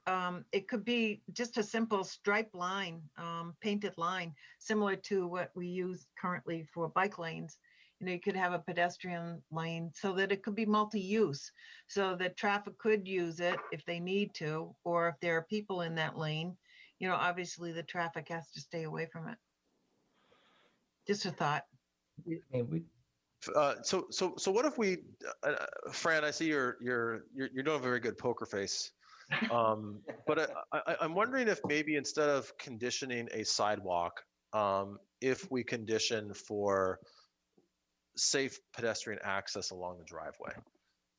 And I don't know if that's a big difference, but maybe that gives a little bit of flexibility. So to Jane's point, whether there's some other means other than a raised sidewalk, that there's some pathway forward. Some sort of safety passage inclination. Yeah. Through the chair, Yes, Sudar, and then Fran, will come to you. could I propose those convex mirrors, the one that would allow somebody to see what kind of traffic is coming? That might be an option as well for somebody who's walking in. If they're walking towards South Street, that can tell them if there is traffic there, or just that's another measure we could propose. Okay. To me, that doesn't address my needs, but Fran? Yeah, so I think I've probably fallen more in Jane's camp here, that it provides some degree of pedestrian access, maybe not a raised sidewalk, but you know, something that allows for an individual to make the trek up because we're essentially just talking, giving them the opportunity to come up the driveway. And then if they wanted to cross the street to go to Dunkin', you know, they have it. Again, you've got 24 feet. If you made it a 3-foot or 4-foot striped area, that still allows you 20 feet, which would be in line with a typical roadway. I think that's 20. Here's 22. But again, depending on the type of truck, I'm cognizant of the fact that, you know, it could be cars or it could be semis that are coming in, given the fact that there's loading bays in the back. So I don't want to overthink it. I think it gives a little flexibility to and you know, remain focused on pedestrian safety. I think that's fair, and I'm going to propose we move on because we're pretty far along. We still got a little ways to go here. Muriel, did you have proposed language for that additional condition? For a condition, I do. The applicant will ensure that measures are taken to mitigate for or abate noise and or odors caused by future uses on the site that impact surrounding properties. It mirrors the language in the bylaw, and it just makes an affirmative statement. So it would have to impact surrounding properties, and somebody would, but it gives a neighboring property owner some place to plant their feet if it becomes a problem. That seems fair to me. Okay. Any other comments before we move to the waiver request? Mr. Chair, could Muriel send that to me via email? Thank you. And you know what, Muriel, while you're at it, if you want to send it to me as well, just so that I read the conditions, I can get it right. Yes, Gary, through the chair. Yes, Mary. So two comments and/or questions unrelated to the previous topics. One is I was reviewing the landscape plan. I was just curious, the driveway, the entrance from South Street, the landscaping along there. I believe it's just one small garden around the sign, right? Is the rest of that, is that like a 10-foot or 5-foot of lawn along the edges of the driveway? That's correct. We have lawn proposed around the driveway until it butts up against the wooded areas that are proposed to remain. Right. Okay. Got it.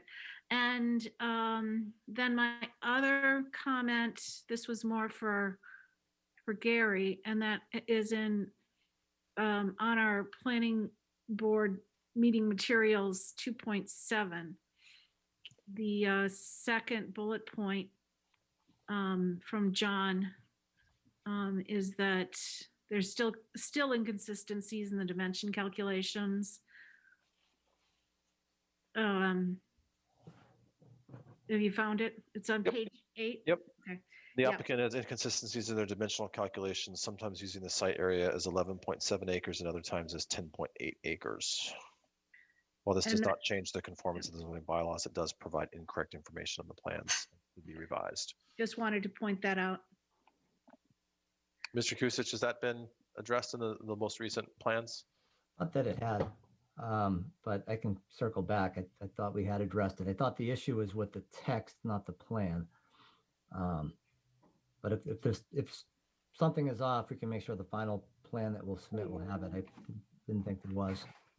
Mr. Chair, it was Gelfich? the zoning conformance table that was incorrect. So it doesn't, yeah, I can talk offline with Mr. Kusich and try and figure that out at a different time. Okay. It would just have to be revised in the next or final plan set. Okay. Thank you, John, and thanks, Mary, for bringing it up too. Okay, let's move forward.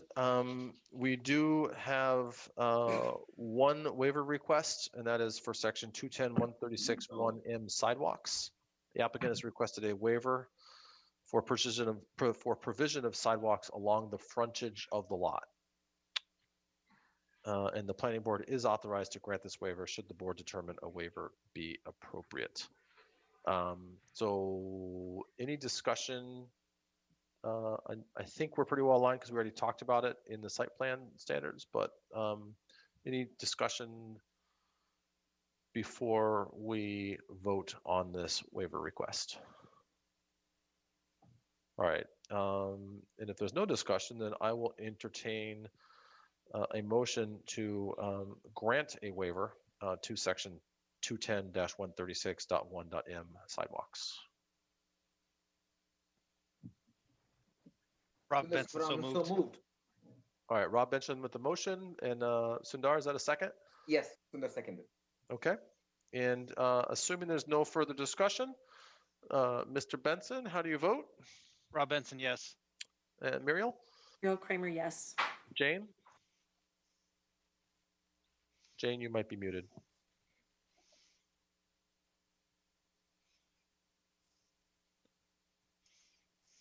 Jane, we can't hear you.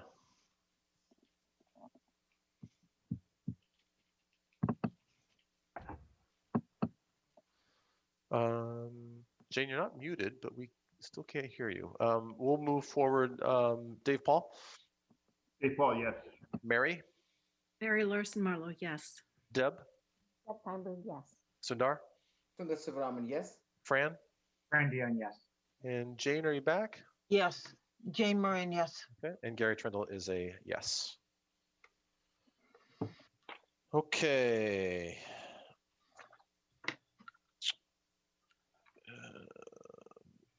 All right, so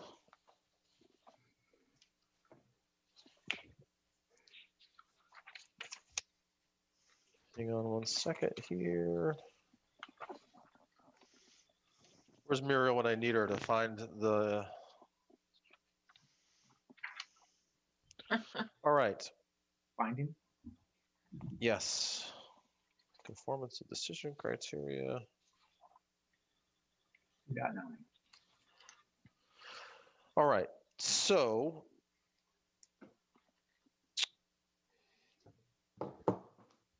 the decision, so we'll just go ahead and quickly review the decision criteria. Or actually the findings and sorry, I always get mixed up on the best way to do this. I think, so actually let's go through the conditions first, and then we can vote on the findings. So the conditions, my favorite part, I do need to read them aloud. So I'm gonna read as quickly as possible because I probably should have many of these memorized by now, but I don't. Number one, the Director of Municipal Inspections Inspects projects under construction for compliance with the approved decision of site plan review. This includes a driveway, roadway, and infrastructure construction shown on the plan. If the Director of Municipal Inspections determines at any time before or during construction that a registered professional engineer or other such outside professional is required to assist with the inspections of the stormwater management system or any other component of the site plan, the applicant shall be responsible for the cost of those inspections. 2, all construction activities shall adhere to the applicable local, state, and federal laws and regulations regarding noise, vibration, dust, sedimentation, the use of interference with or blocking of town roads.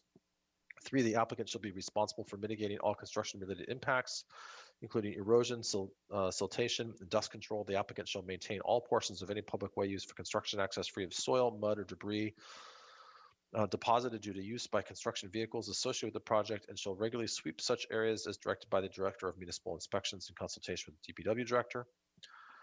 4, the applicant shall regularly remove construction trash and debris from the site in accordance with good construction practice and the construction management plan. No tree stumps, demolition material, trash, or debris shall be burned or buried on the site. Number 5, all exterior lighting within the development project, whether shown in the approved site plan or required by Mass State Building Code, shall be shielded, directed downward and not upward or outward, and shall not spill onto adjacent property. Number 6, all fixed mechanical equipment on the site shall be screened from view from the ground. Such screening shall be sufficient in the opinion of the Director of Municipal Inspections. Number 7, all dumpsters on the site shall be screened from view from the ground by a 6-foot tall solid fence or other effective means adequate in the opinion of the Director of Municipal Inspections. Number 8, in accordance with section 210-130 of the zoning bylaw, the applicant shall provide a performance guarantee. We'll talk about the amount in a minute, to the town prior to the commencement of construction pursuant to this decision.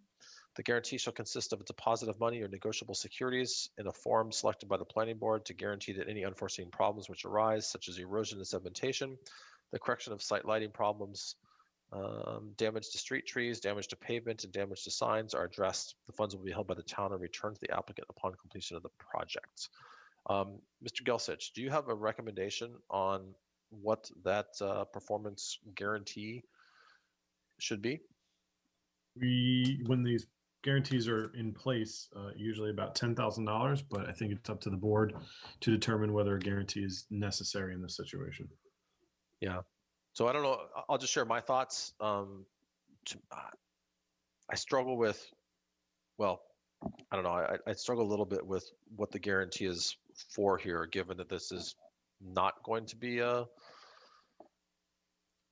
public road or access point or whatnot, but I'm comfortable following practice. Any thoughts from the board?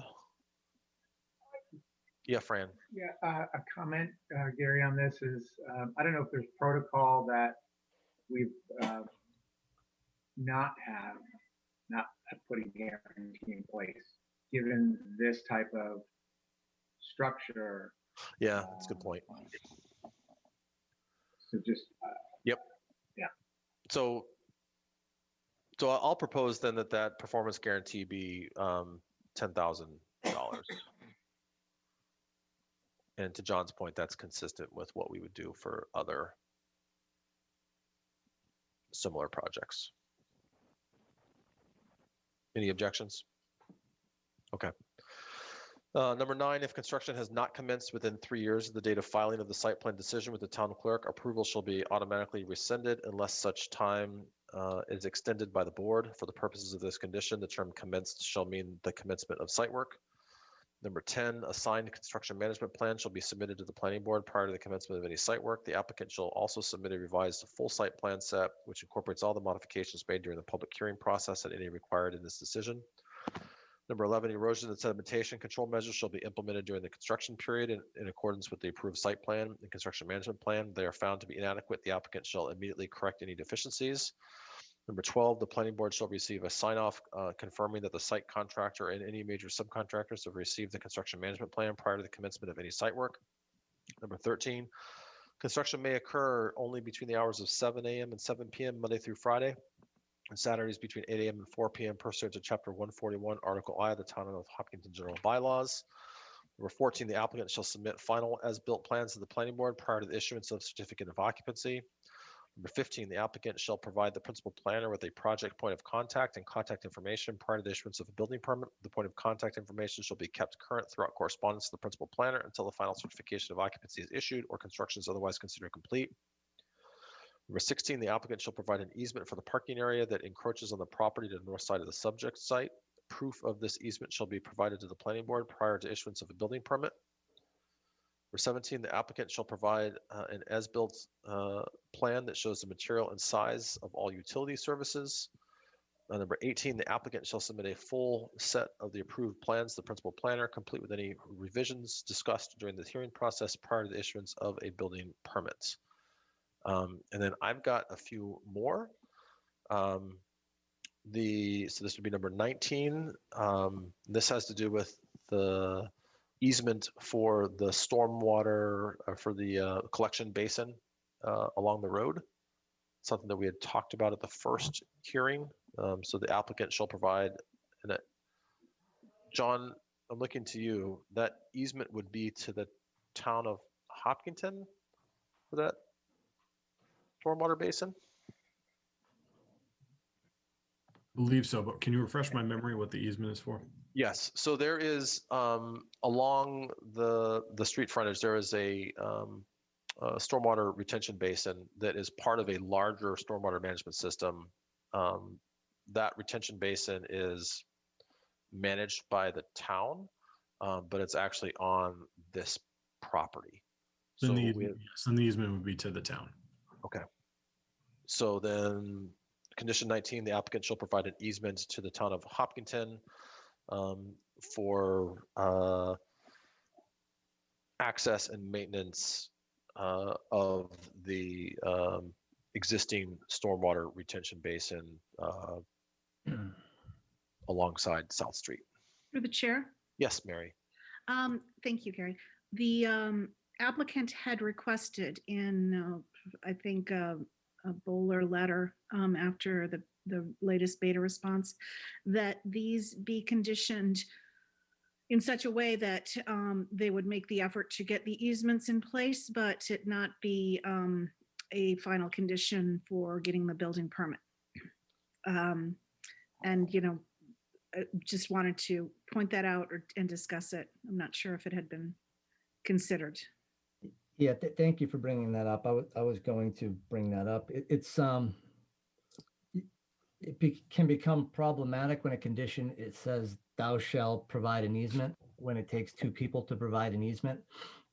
So I think, as mentioned, we're amenable to working with the town and the abutter to give an easement. However, it takes two to make that happen.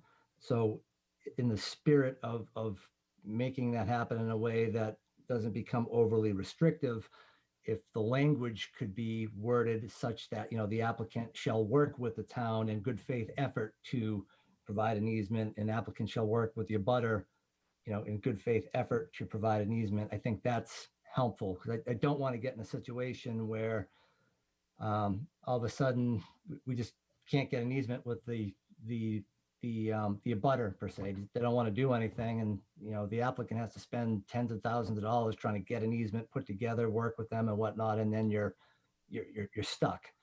So I think, you know, we've gone on record saying we have no issue providing an easement to both the town and the abutter, but we just can't. You know, it takes two to make that happen, not one. Does the board have any thoughts on that request? I agree with him. To the chair.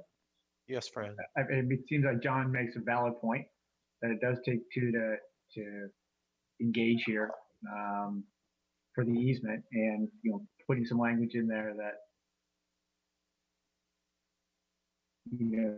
shows that there's good faith effort, at least from the applicant standpoint, whether or not the town and the abutter want to play, quote unquote, play ball. I don't know the details there. I'm not sure that we need to get into the details, but I think modifying the language to some degree, as Mary suggested, or maybe John suggested, feels like the right thing to do within the condition. Okay. Any objections to making those changes? So the applicant shall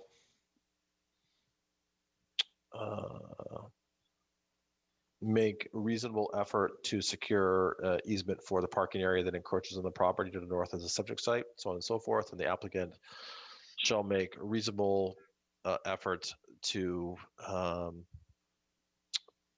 provide an easement for the stormwater retention basin. Okay. So we'll go Reasonable ahead. and good faith. Reasonable and Reasonable and good faith. Is that good faith? I don't know if that's the more legal term or, reasonable. Say, hey, I made the outreach. The reality is that we lose any ability to enforce it here. I understand the concerns, and could this be an avenue for somebody to prevent development of this because they're not willing to allow someone to grant that easement? I guess so. But I'm not sure if we remove the requirement to grant the easement, then I'm not sure it really matters that much.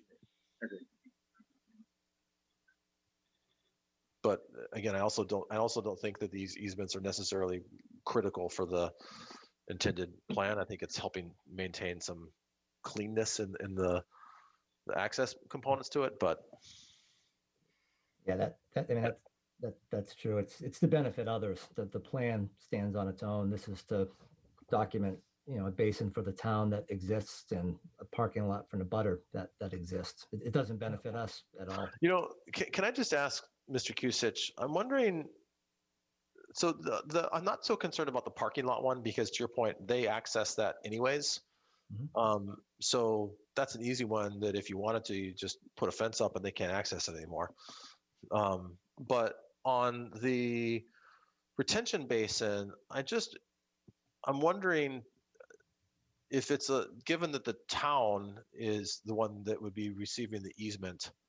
And I don't know if maybe I'm overthinking it here, but I feel like I don't want to run into a situation where the town says, I guess they're not now, but I don't want to run into a situation where they say, well, we don't, if for some reason that easement doesn't go through, then they can no longer maintain that stormwater basin, and that has repercussions elsewhere on South Street. And given that it's the town, I would think that there would be a way to work through that easement so that the risk of that slowing down the project is not there. I don't know. I'm just wondering if it'd be cleaner to I guess that's covered in the good faith, and if we don't see the town having any issues with it, then maybe it doesn't matter.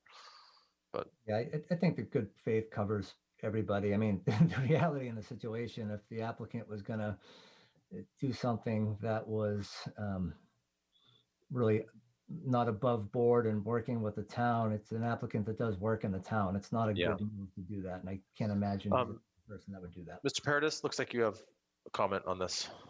So I think a condition that maybe would be to provide an easement plan and present it to the town for acceptance.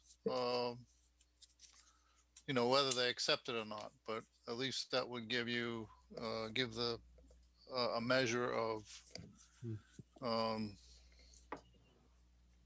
want to say progress. Yeah. I mean, so I would support that as well, Mr. Chair. Have something measurable. Yeah, I like that. So John and Steph. So then number 19, the applicant, and Mr. Kusich, I'm assuming you're comfortable with that as well. That the requirement would be to submit an easement plan for an easement to the town of Hopkinton for access and maintenance to the stormwater retention basin. Yeah, I think it's almost the opposite. I think it would be such that, we could provide a concept to the town, but the town would probably want to draft up, the easement relative to what they want for rights and how they'd want the rights. So I think that the town DPW, excuse me, and attorney would probably want to put together the language towards that. So we can sketch a concept on a plan to say, here's an easement, of this area. But I think there'd be probably a little more that goes to it. I mean, at the end of the day, what it does do is it gives us something concrete. It gives us a deliverable as opposed to, proposing something in good faith, which is really nothing. That's what I like about Mr. Paradis' suggestion. Mr. Gelsich, do you have any insight from the town? I can't speak for the Department of Public Works, but my guess is if the applicant provided a plan that was in a form that could be acceptable, and then DPW wants to do their own plan or write their own one, then that would be their prerogative to do so. And then the applicant's responsibility has been satisfied, even if it's not the plan that's accepted. Yeah. Okay. You okay with that, Mr. Kusich? So essentially just draft up an easement plan with a couple of bearings and distances on the detention basin, going around the detention basin. Yep. Yeah. Yep. Okay. We can do that. Okay. Proposed condition number 20, the applicant shall, I don't have this perfectly worded, but the applicant shall provide means for safe pedestrian access along the driveway between South Street and the parking area. Through the chair. Oh, Dave had suggested language. No, yeah, and I would like to stick to my suggestion of, I might be alone on this, but I kind of felt others were in support of it as well. And I'm not really in support of just some lines on the road, because there's going to be a curb there. So you're going to put people down in the street level when you have a curb, and you could put a little sidewalk there. So I would support, trying to do it the right way instead of just Mickey Mousing something in. I don't think it's a big ask. Mr. Right. Chair, I drafted something if you'd like me to read that. It doesn't exactly answer Dave's point, but it's something. Yeah, so Dave, I was under the impression that with the suggestion that there be means for safe pedestrian access, that people were generally in support of that. Maybe really quickly, so we've got two options. Option one is a condition for an asphalt sidewalk, to be very specific. Option two would be to condition the applicant to provide safe means of pedestrian access along the driveway. So of those two options, maybe we'll just do a quick straw poll to see where people stand. Rob, what are your Can I thoughts? do a quick Yes, comment Dave. Before we have the vote, the straw vote. My concern with the open option is that they just put some lines and no difference of level. So the pedestrians are going to be in basically the street, the driveway is the street. So I just want to point. Yep, understand. And I think that's where, from my perspective, we're trying to incorporate the anticipated pedestrian volume and still provide some safety measures. It feels like a compromise. I would agree a sidewalk is preferred, but it's a tricky one. So let's just get a sense for where people are. Rob, what's your take? Full sidewalk or some type of safe means? It's this isn't easy, because if there was no wetlands, I'd say full sidewalk. Even with so I'm sympathetic. Without knowing what the Comcom's going to say, I would say a full sidewalk. So that's my straw poll answer. Okay. Muriel? My preference is for a sidewalk and to go to Plan B if the Concom had issues they couldn't resolve. Okay, Jane? I agree with Muriel. Preference is for a sidewalk. However, the applicant has already stated that Comcom can't stretch the wetlands any more than they are. I think safety lines do work, especially when you consider the volume of traffic that may be coming out of this complex. It doesn't sound like a lot, maybe a few people going across the street for coffee in the morning, maybe a few people going across the street for lunch. I don't think killing this project for a full sidewalk versus safety lines with some striping and whatever. I think that because of the particular volume of traffic, I think safety lines will do it, especially with 24 feet wide. So your vote is for safety lines? Yes. Jane? Okay. Dave? Agree with Muriel. First option, sidewalk. Second option. Mary? I'm gonna go with Muriel's suggestion. Full sidewalk. Deb? To point out Mary Larson Marlowe's point is that a lot of there was in the plan, there's a swath of green. So there's already 2 to 3 feet of green So to make that a sidewalk is already established. I mean, there's an area that's already established. So I would go with Muriel, Mary, and James and David's point that it's pretty much Okay. there already. It's just a matter of shift. All right. Sundar, I'm okay with Plan B. Plan B, the stripes. Yes. Fran, Plan B, it's stripes. Plan B is stripes. I'm torn on this one, but it really doesn't matter because we've got 5 straw votes for the full sidewalk. I think stripes is reasonable here, but the will of the board is to condition for a full sidewalk. Mr. Chair, to Deb's point, is we may not even have to go to ComCon if the 3 feet of grass there can be converted to 3 feet of asphalt. Yeah, either way, I think that what I'm hearing is that the board wants to see a full sidewalk there. And if Concom pushes back and has an issue with that, then we'll deal with that when it comes up. But yes, Fran? So I was just going to kind of expound on the condition here and say, this recommendation is for full sidewalk, but if it's rejected by ComCom, that option B, the stripes, would be acceptable. I mean, I think we're just giving them the option to say, we object and we want the stripes. So okay.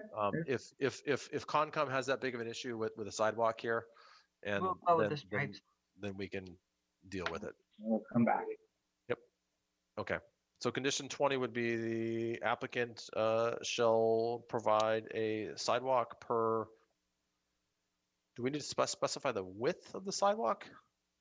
Or maybe the applicant shall provide a sidewalk along the driveway to ensure safe pedestrian access to the facility. Mr. Chair, we might just want to mention to subdivision standards. Perfect. To subdivision standards.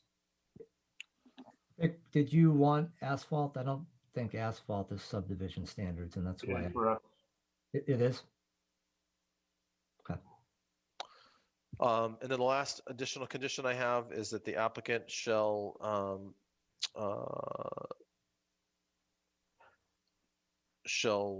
relocate stone walls, or shall relocate materials from stone walls to other parts of the site as appropriate. Thank you, Jane.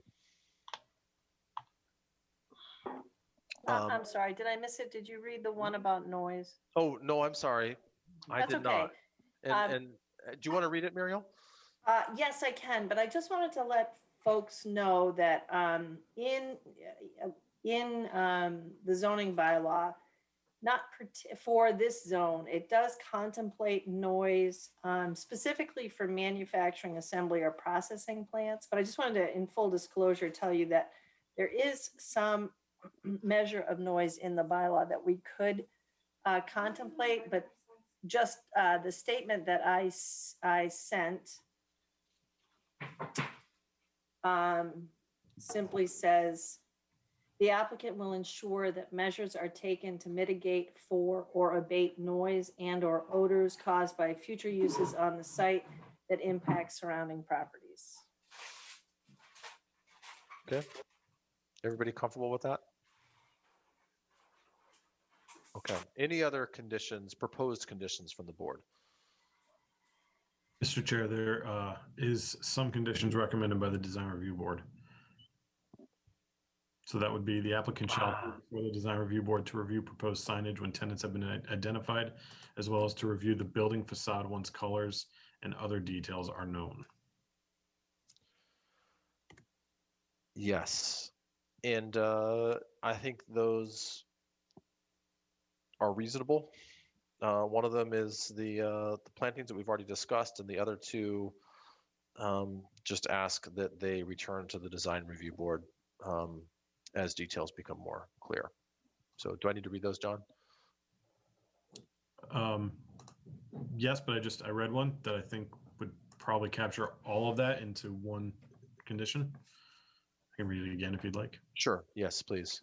The applicant shall appear before the design review board to review proposed signage when tenants have been identified, as well as to review the building facade once colors and other details are known. Okay. So that's one. And then the other one is that the applicant shall provide or shall install evergreen plantings at the rear of the site between the parking area and the I-495 to provide screening. I believe those are already proposed on the landscaping plan. Okay. Correct. Thank you. Apologies. All right. Any other proposed conditions?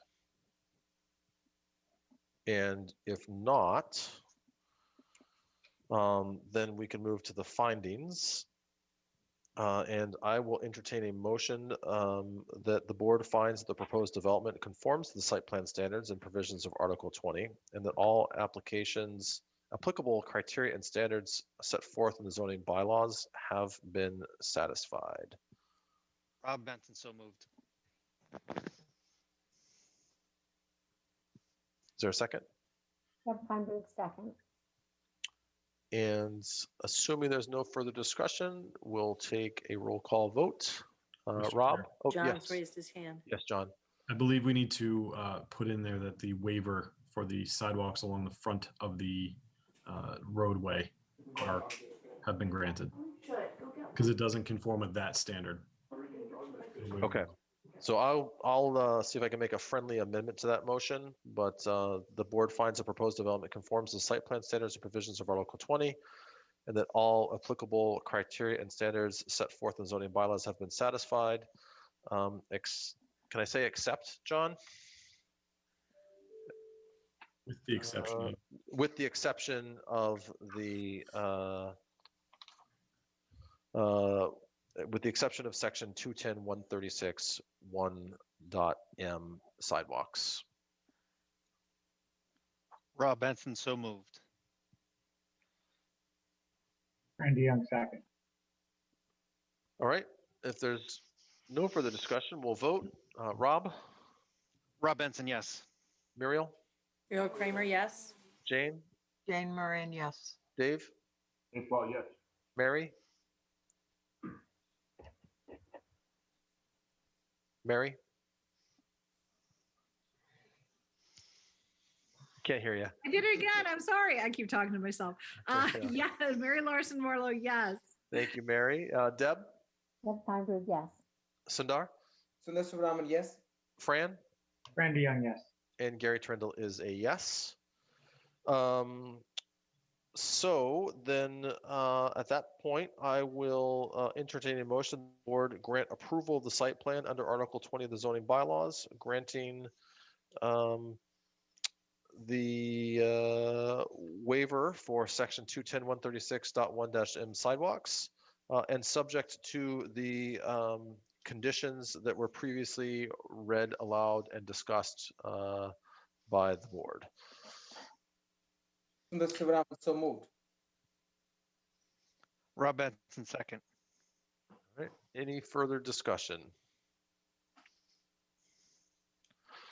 All right, we'll take a vote. Rob? Rob Benson, yes. Muriel? Muriel Kramer, yes. Jane? Jane Moran, yes. Dave? Dave Paul, yes. Mary? Did it again. I did. Mary Larson Morlow, yes. Thanks, Mary. Deb? Deb Feinberg, yes. Sundar? Sundar Subramanian, yes. Fran? Randy Young, yes. And Gary Trindle is a yes. So congratulations to the applicant. I will entertain a motion to close this hearing. Rob Benson, so moved. Second. Who's quicker? Deb with the quick second. Assuming no further discussion, Mr. Benson, how do you vote? Rob Benson, yes. Muriel? Muriel Kramer, yes. Jane? Jane Moran, yes. Dave? Dave Paul, yes. Mary? Mary Larson Morlow, yes. Deb?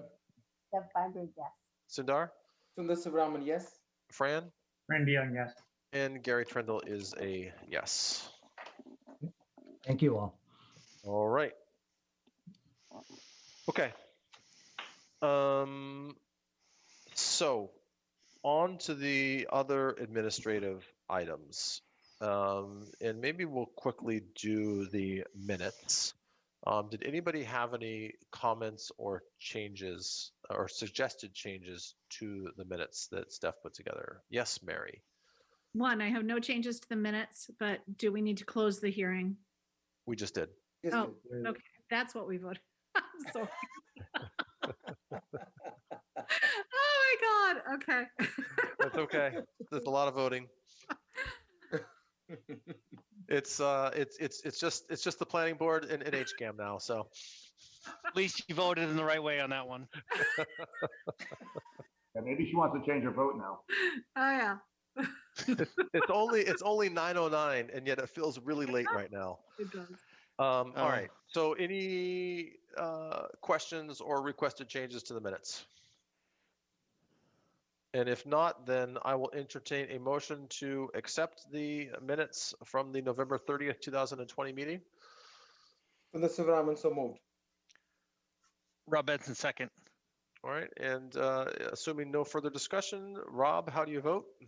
Rob Benson, yes. Muriel? Muriel Kramer, yes. Jane? Jane Marin, yes. Dave? Dave Paul, yes. Mary? Mary Larson Marlowe, yes. Deb? Thank you, Steph. Great job. Deb Feinberg, yes. Sundar? Sundar Sivaraman, yes. Fran? Fran DeYoung, yes. And Gary Trindle is a yes. Okay, so I know we're going way out of order here, but let's go back to the permit application process. And this is something that we had talked about back in November, about some changes that we can make to our application process that, number one, will help streamline the process and make it a little bit more efficient without compromising the thoroughness of the reviews that we provide. And you know, so number one, Muriel, Deb, John, and I talked through the administrative rules specifically to see if there are some things that we could change. And we came up with some recommendations, which John highlights in the meeting packet. Really quickly though, for tonight, talking to John earlier, our preference is, well, let me word this slightly differently. So the first change has to do with just updating the way that materials are provided to the planning board. And effectively, plans shall be provided in PDF and may also be provided in AutoCAD format. And I think this is just sort of updating things with the times. John, is there anything specific about copies and how they're submitted? So these would be the electronic versions. I won't get into the number of copies because I think we'll talk about that shortly. This is really just to clear up. This hasn't happened. I'm just trying to avoid a problem in the future where if you have potentially a hostile applicant and they provide everything in AutoCAD, we don't have the ability to view AutoCAD at Town Hall. Beta might, and it likely do.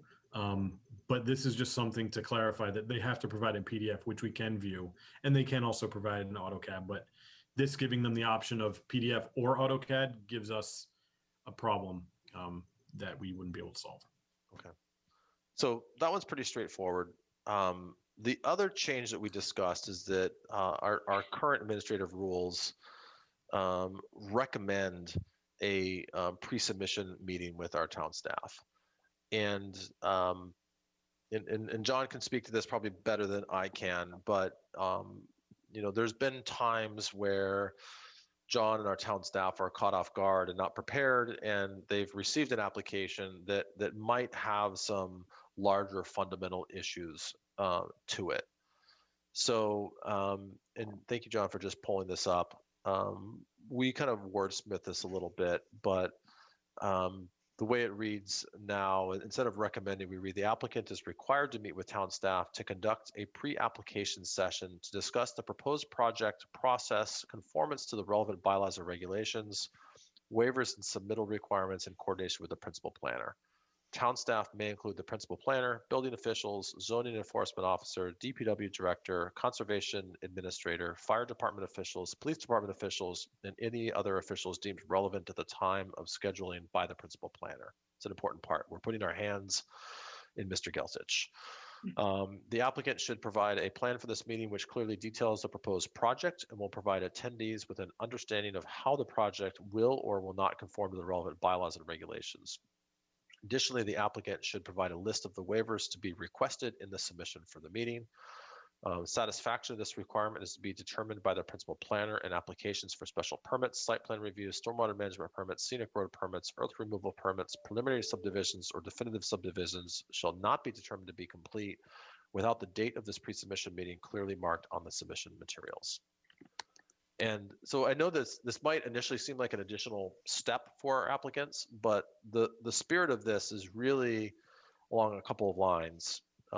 One is that by having town staff review these applications, maybe there are some either fundamental issues or some kind of easy things to pluck off that allow the applicant to refine their application before it goes into the formal process and before it comes to us. And I think we can all speak to some proposals in the past that maybe weren't as fully vetted as we would have liked them to be. Second, it's an opportunity for our planner to sort of highlight or make them aware of, particular points of consideration that they're going to want to be prepared to discuss.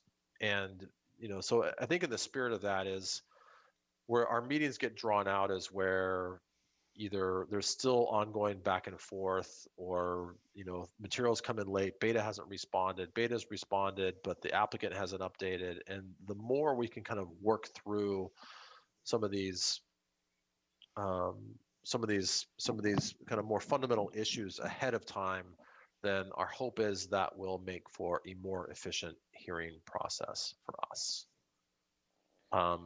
I'll stop there, but Muriel or Deb, you were part of these discussions as well. Anything to add on from your perspective? No, I think that this just, exactly in the hopes that this will streamline the process for everybody so that the packages we begin to review are more complete from the outset. The only question that I had at the beginning was requiring something before the application. And if we satisfy that, then I'm fine with it. Yeah. And so your question is, Meryl, is whether or not we can require something. And I think that's where John has, just in the final language, has required that they include the date of the pre-submission meeting, which provides a little bit of a documentation trail. And then I don't know if Mary, you're asking, but from John's research, there are other towns that do this as well. My point was only that people are entitled to apply for these things, and requiring something to allow them to apply. I just wanted to make sure that we were, on the totally above board, and we weren't tying our shoelaces. So, Mr. Chair, through the chair, I spoke to town council about this, and they said as long as it's in the administrative rules, it's fine. It could also be fine through the zoning bylaw, but they were concerned that it wouldn't pass town meeting. But towns can set up their own application forms. They can set up any requirements for submission in terms of copies, what they want to actually include for submission. So this would just be another one of those requirements for submission. It's not preventing people from submitting. It just gives us a step beforehand. And town council also mentioned that they are, I believe, town council in Reading, and they have this same requirement that they have a permission. I'm totally fine with it as long as it's good, because I think its spirit is to help everybody involved in the process. I mean, we're trying to facilitate a smoother go for applicants as well. Right. And I think one of the things that I was trying to do to make it as flexible as possible is really saying satisfaction of this requirement is determined by the principal planner, so that even if it's something super, super simple, as long as they have a phone call with the principal planner and that kind of satisfies the meeting aspect of it, that can be done. Yeah, right? I appreciated that. Yep. Bigger Okay. Through the chair. Yes, Sudar. So given that the principal planner will have this initial meeting, what process changes would happen in this particular meeting? Meaning, would the proposal look different? Would our process be, for lack of better term, abridged a bit because some of those pre-steps would have been completed? Or is that again very subjective based on each applicant's proposal? Yeah. So are you referring to the hearing for 0 South Street, the one we just went through? Okay, that might be a good I guess I'm example. not Yeah, sure. yeah, sure, I'm not sure. sure Why what you're not? asking. So, but it was more of a general question, but yeah, sure. We can take any one example and showcase what would have been had there been a pre-meeting with the principal planner. Yeah. John, do you have any initial thoughts on that? I can chime in as well. I think we have a recent history of something that probably would have benefited significantly from a pre-submission meeting, and that being Deer Ridge Estates. Okay.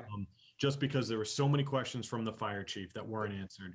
There were questions from, Conservation Commission that weren't fleshed out with planning board and our consultants. So, there was back and forth between that. There was an issue with the cul-de-sac length and not having an answer on that right away. So all of those things would have been addressed in the pre-submission meeting because you would have had fire department there, you would have had the zoning enforcement officer there, you would have had me there bringing up these concerns.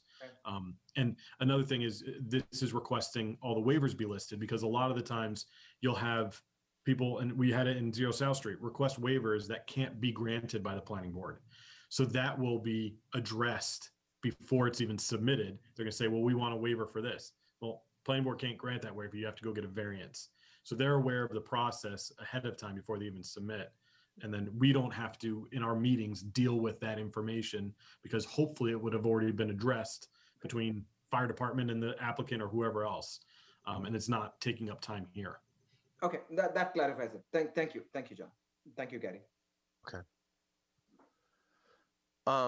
And so our initial intent was to vote on these changes to the administrative rules as well as the site plan submission requirements and procedures. And in conversation with John, it sounds like what we'd like to do is actually vote on the administrative rules. And then there's a little bit more work to do, not so much on the site plan. Well, there's some other changes specific to number of hard copies, as well as some of the other submission requirements and procedures that we think make sense to lump in for a future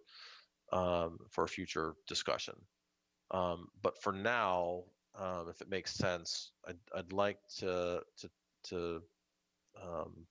just take a vote of confirmation from the planning board on these changes. John, did you have a comment? So I guess what the issue was is we thought originally that if you change the administrative rules, that would kind of be it. Then I can change the application forms to conform with the administrative rules and site plan review at the same time, because that's something we work with. Kobe mentioned that Kobe and I had discussed in the past updating the site plan submission requirements to reduce the number of hard copies, as Gary said, and change some other things. So Kobe and I just want to sit down together and make sure that we're getting everything. So we only have to change it once. And then she also brought up these other things that I wasn't even aware of.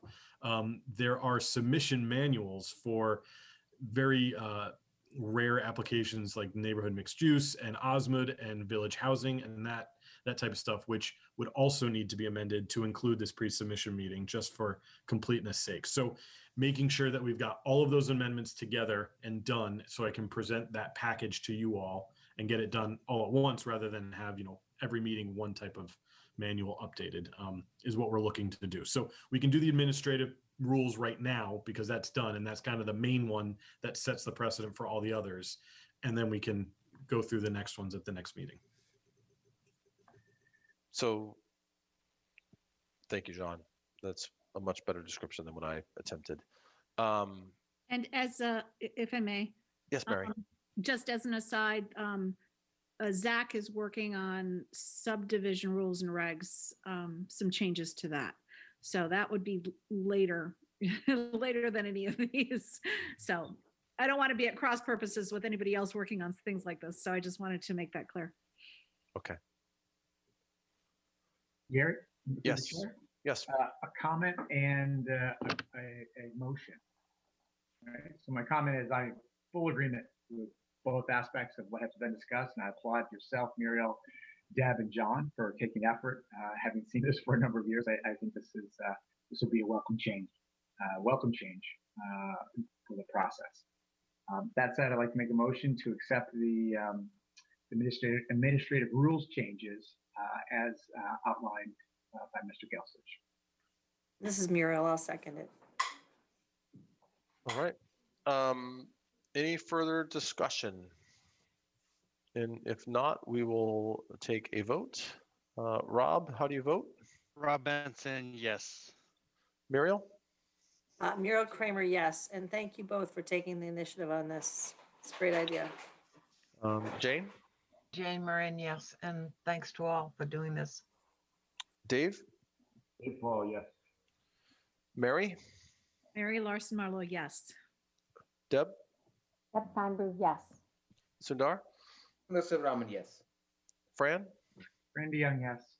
And Gary Trindle is a yes. So again, maybe not big changes, but I think anytime we can flush more of the kinks out before the applications come to us, the better. And again, I just want to echo my thanks to John for, as we've had a lot of discussions around how to improve efficiency. This is one of the things that we thought fit in relatively well. And again, without compromising the comprehensiveness of our reviews. So thank you, John.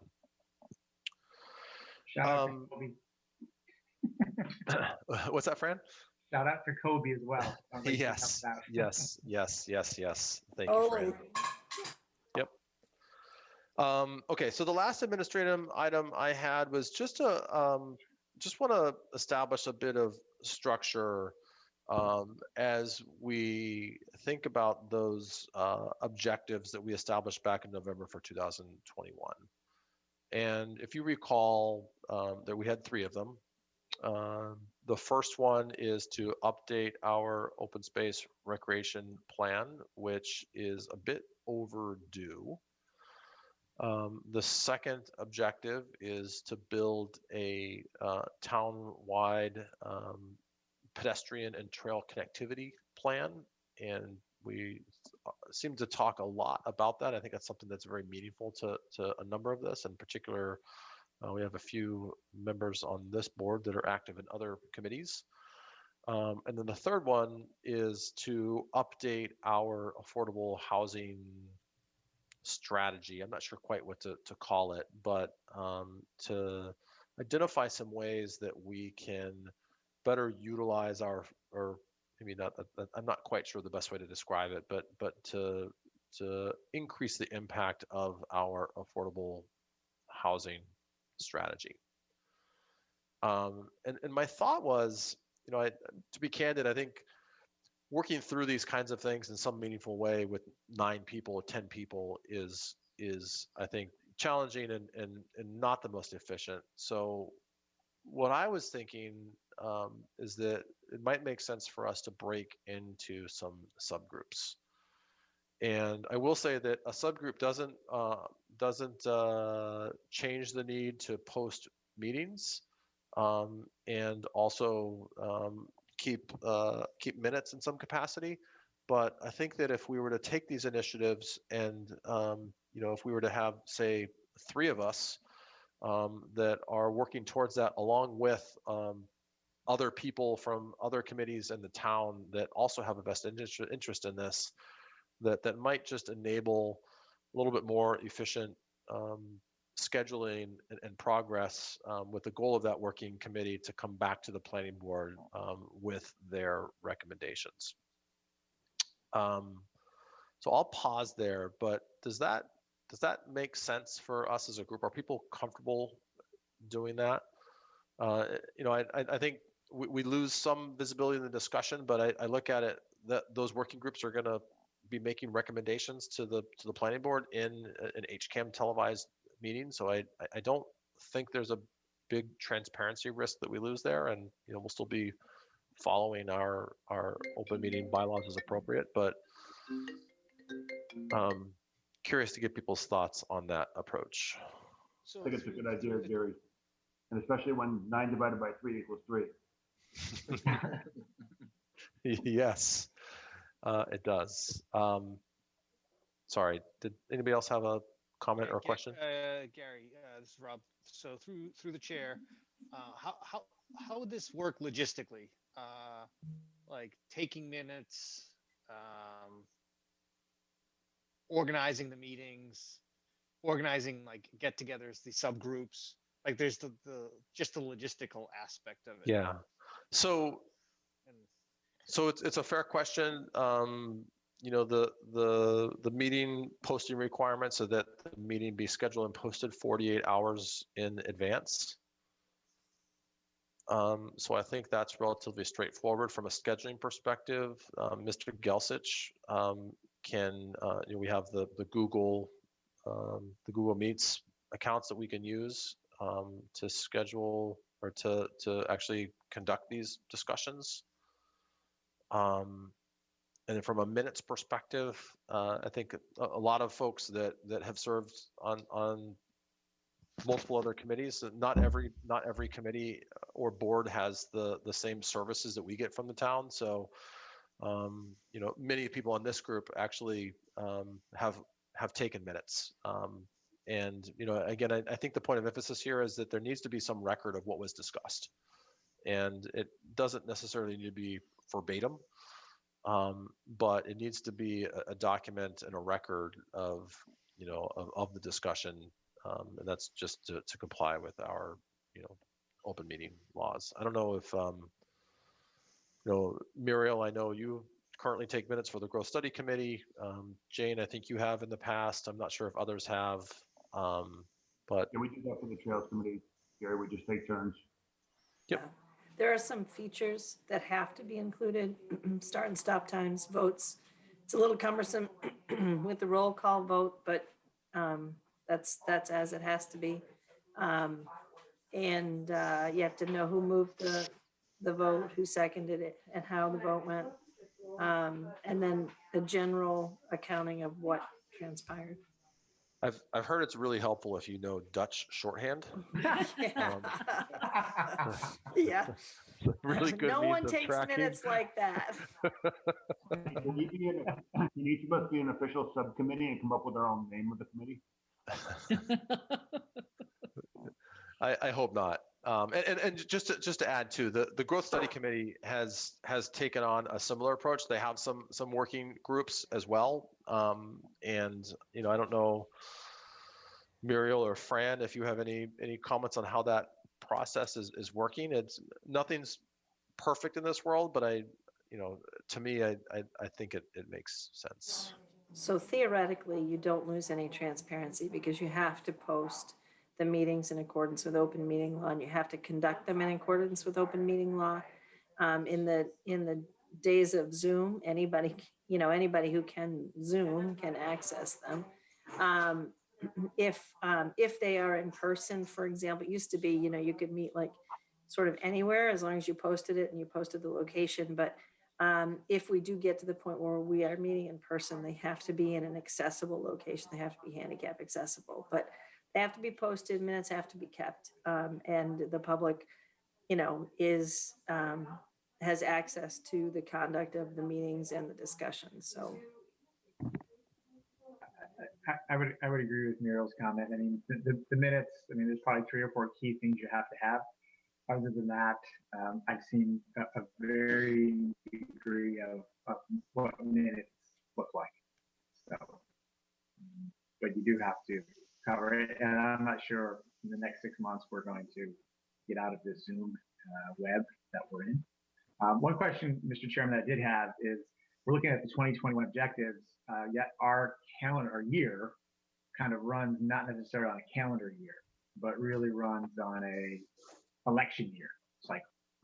So Didn't know if that, I'm sure that was already baked in, but just be cognizant of the fact that some of us may or may not be around. That I think at least two people, their seats expire on this cycle. Is it two? Is there any more? Three. Who? Oh, Rob and Fran and Dave. Are you up, Dave? Yep. So three. And because Fran was appointed, there'll be, right? I knew There'll about be that. a seat. Yes. Mine's a 5-year. Let's take this opportunity to encourage our friends to run. Yes. I have already started to reach out to my friends on the planning board, and I really mean it. I think that that in some ways this board is a little bit challenging to learn and become comfortable with, and you all bring something pretty terrific to it. So I hope you're all considering running again. That's just me. Yeah. I would echo Muriel's sentiments. It is a steep learning curve. All of us have been through it at some point in our lives, and I personally like where we are as a board right now. So not that that's the point of the discussion, but I would agree with Muriel that I'd love to see all three of you consider coming back and to be back on the board. So Through the chair, I agree that I think there's a good reason this isn't a 3-year term, it's a 5-year term. Because I think people get productive after year 2 or so. or 3 or 4. Some of us are not productive yet, Well, but some of us, no. I think Gary's playing upon the sunk cost fallacy. Since you've already sunk so much time and investment in learning, you might as well not get out. yeah. It is a fallacy. So yeah, yes, Jane. Yeah, taking in everything that everyone said, and I appreciate everyone hopefully running again. But maybe you've identified 3 main criteria that you think we should adopt, given the spacing of the members and new people coming on board. Maybe we could pick one to run with this year, and another one next year, and a third one the following year. It's just a thought. Kind of spread it out a little bit.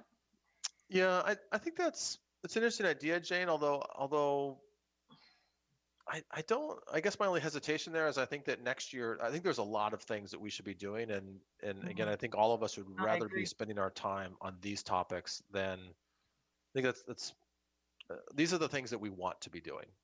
Not that we don't all love the public hearing process, but you know, and I think also that, you know, the other thing I want to point out is that we really do want to make sure that we're utilizing the town staff and services that we have as well. And I would bet that Mr. Gelsich would rather be working on this kind of thing than just doing hearings and responding to applicants and abutters and concerned citizens and whatnot. So I couldn't tell you necessarily how much work is associated with each of these.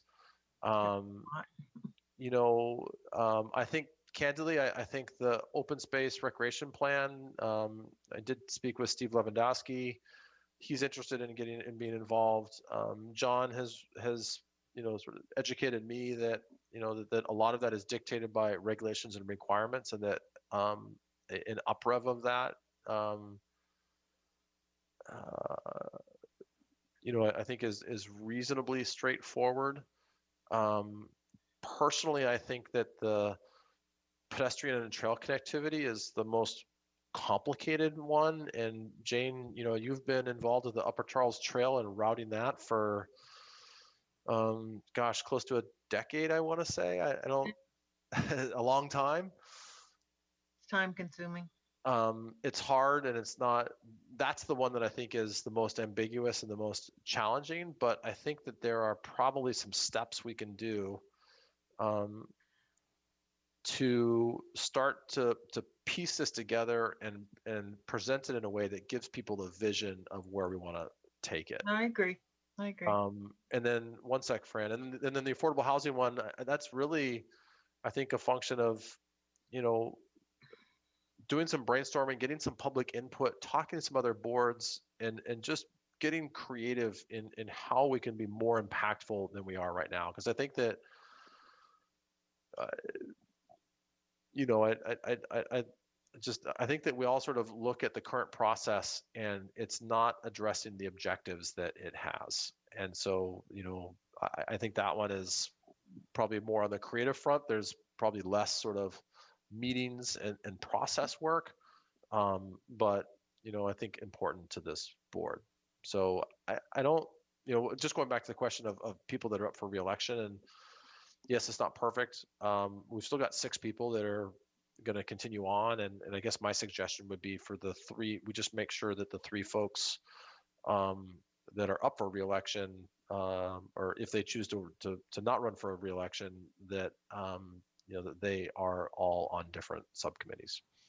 So, Fran, I'm just going to kind of piggyback on that, Gary, just to make sure that the 3 folks aren't all on one. Maybe it's, you know, each is on one. Strategy. Yeah. Right. Yeah. Right. And I think the other thing is, you know, some of these, or a couple of these that, you know, the growth study committee is actually doing some work on. So to the extent, you know, however we divide and conquer these, you know, we're not starting from scratch. There's some elements here that the growth study folks can contribute to. And I do know that that growth study committee has a shelf life, and you know, it's predicated on what this board, you know, dictates. But I think they're you know, looking to make some, you know, recommendations to the planning board, and I think a couple of those recommendations will speak directly to some of our objectives for 2021. Yeah. And I'll, yes, John. You can say your piece. I'll say it after. No, I was just going to add that there's also a lot of other people in town that have interest in these topics. So if anything, I think the other challenge of this is just kind of aligning, or at least, you know, getting all the birds to fly in one direction. I think is going to be part of the challenge. That is the whole game, Gary. Yeah, sure is.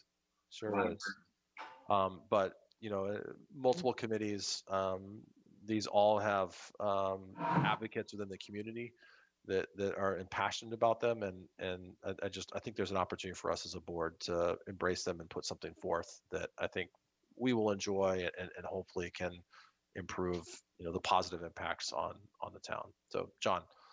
I just want to say that I think the projects that the board chose are kind of good in a very specific way. For those of you who might be concerned about the amount of work the board is looking to take on. So the open space and recreation plan is basically written.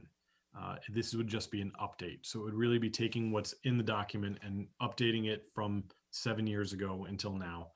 And I think that's kind of more of a minimal type of involvement from the board.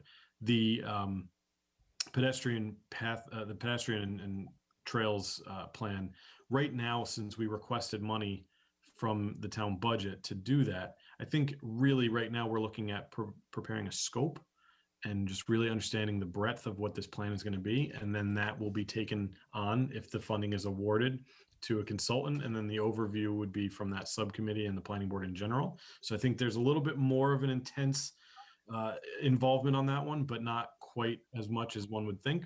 And I think the affordable housing is really kind of the biggest, most intense one, because it's really starting from scratch and it's kind of a wide-ranging type project. So I think the board has a good mix of the 3 different types of projects and the 3 different levels of involvement that are needed for those of you who are looking to pick one that you're working on.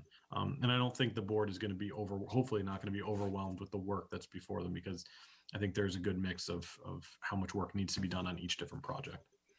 Thanks, John. It's, again, useful context. If I could just jump in to yes, just Mariel. to balance out, right? So the affordable housing might be sort of the bigger lift structurally. There isn't as much pressure to get it done either. We can pace the work over time, and the open space or needs to be done, right? So there are different features to it. But I don't think, I do agree that affordable housing is sort of a ground up project. I also think that we have the time to do it, which is why it's attractive to be doing it now.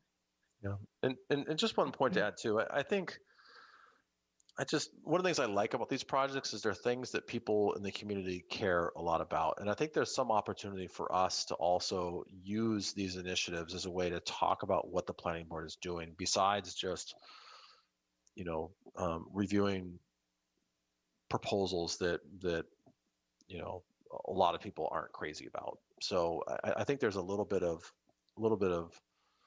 goodwill and PR, and again, like doing something that hopefully will improve our own legacy on the town of Hopkinton, that I think is really important. So yes, Jane.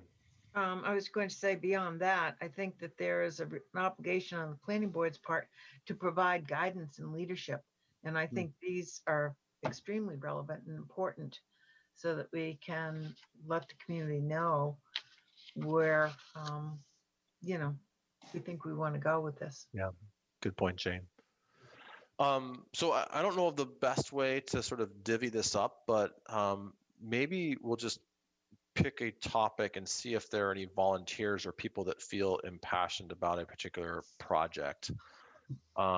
And I'll actually start with the affordable housing project. I see 3 hands raised. I see Muriel. You got it. And Mary and Sundar. Thank you all. Is one of you willing to take the lead on that?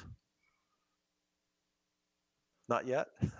Not required. I think it makes it a little easier, so that even as we need updates, that if we're looking for updates or whatnot, or correspondence, that we have somebody that's kind of the point person, instead of trying to always communicate through a group.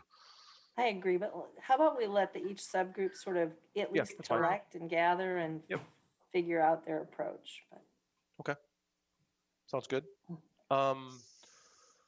Open space. Fran, Deb, Rob. Okay. And so that means pedestrian and trails. That leaves Jane and Dave and myself. So and I think it means that both Fran and Rob have to run again.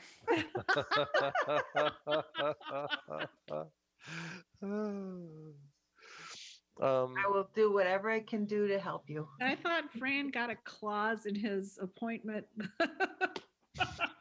An opt-out clause.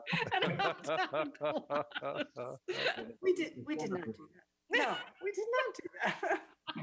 We'll, it'll all work out, Mr. Chair. Okay. So, but that was actually easy. We had 3 volunteers for each of them. So as far as next steps go, and again, I realize that this is planning board is an immensely consuming side gig that we all have. And again, many, if not most of us, also serve on other boards. So I'm cognizant of that, but I think we've got some time. To John's point, I think one of the things that's really important is that we set some goals for this year. And what we'll do is, is it reasonable for us to meet as subgroups prior to our next meeting, which is not until the 25th of January? I think we have a holiday in there with MLK Day, so we're actually 3 weeks out from today. But I guess what I'd like to ask is if each of the groups can meet and specifically align on deliverables for the end of the year. And again, I think it's important we're realistic here. We don't need to boil the ocean, but I think that will kind of help sort of set that vision, set expectations. And then the second point that I would add is, along with those deliverables for the end of the year. Also, if there are any milestones or particular things along the way that are worth doing, and John will be involved in these meetings as well. But I know it's easy for this stuff to slip. I know that we're all short on time, but I think if we're realistic in our goals and we establish some milestones along the way, then I think we're setting ourselves up for success. Is that reasonable and fair? Yes, John. Just want to point out that I will be involved in all of these, but to save my marriage, I don't plan on attending all of the meetings. But I can help you post the agendas and do whatever you need administratively. Yeah. And I looked at your face when you said that. I was like, Sorry, John. But so I will say though that one of the great things about Zoom is that it makes it a whole lot easier to have meetings, during the day as appropriate as well. And I know, like, John, Rob, and I typically have a planning meeting for the planning board, just to go through agenda and discussion items and whatnot. And like for me, I've found that noon or lunchtime tends to be a really good time for me to split that stuff out. Not that it helps you either, John, because it's your lunch hour. But I think that to me, that's one of the benefits of Zoom is that we don't have to go someplace. We don't have to leave the office. We don't have to drive somewhere to go to a meeting. So Gary, how do setting the meetings in the Zoom meeting wasn't there like we couldn't have too many at once or something the same night? So I can control. I can't control that, but I can help you out with that. I have access to I think 3 town Zoom accounts that we can set meetings up on. And then if it's a subcommittee meeting, we can also talk to IT and see if there's a way we can do it through Google Meet if there's no Zoom available. Thanks. I think also through the chair, if one of us volunteered to take minutes and stuff, then that would relieve some of the town staff. Yes. Yeah. I think the expectation is that we will be keeping our own minutes. We're not going to have town staff to do that for us. I think would be good. Yes, Fran. Yeah, just a question, Gary, process question in terms of timelines and deliverables. Are we looking at the end of the year, the calendar year, or is it more of the election cycle year?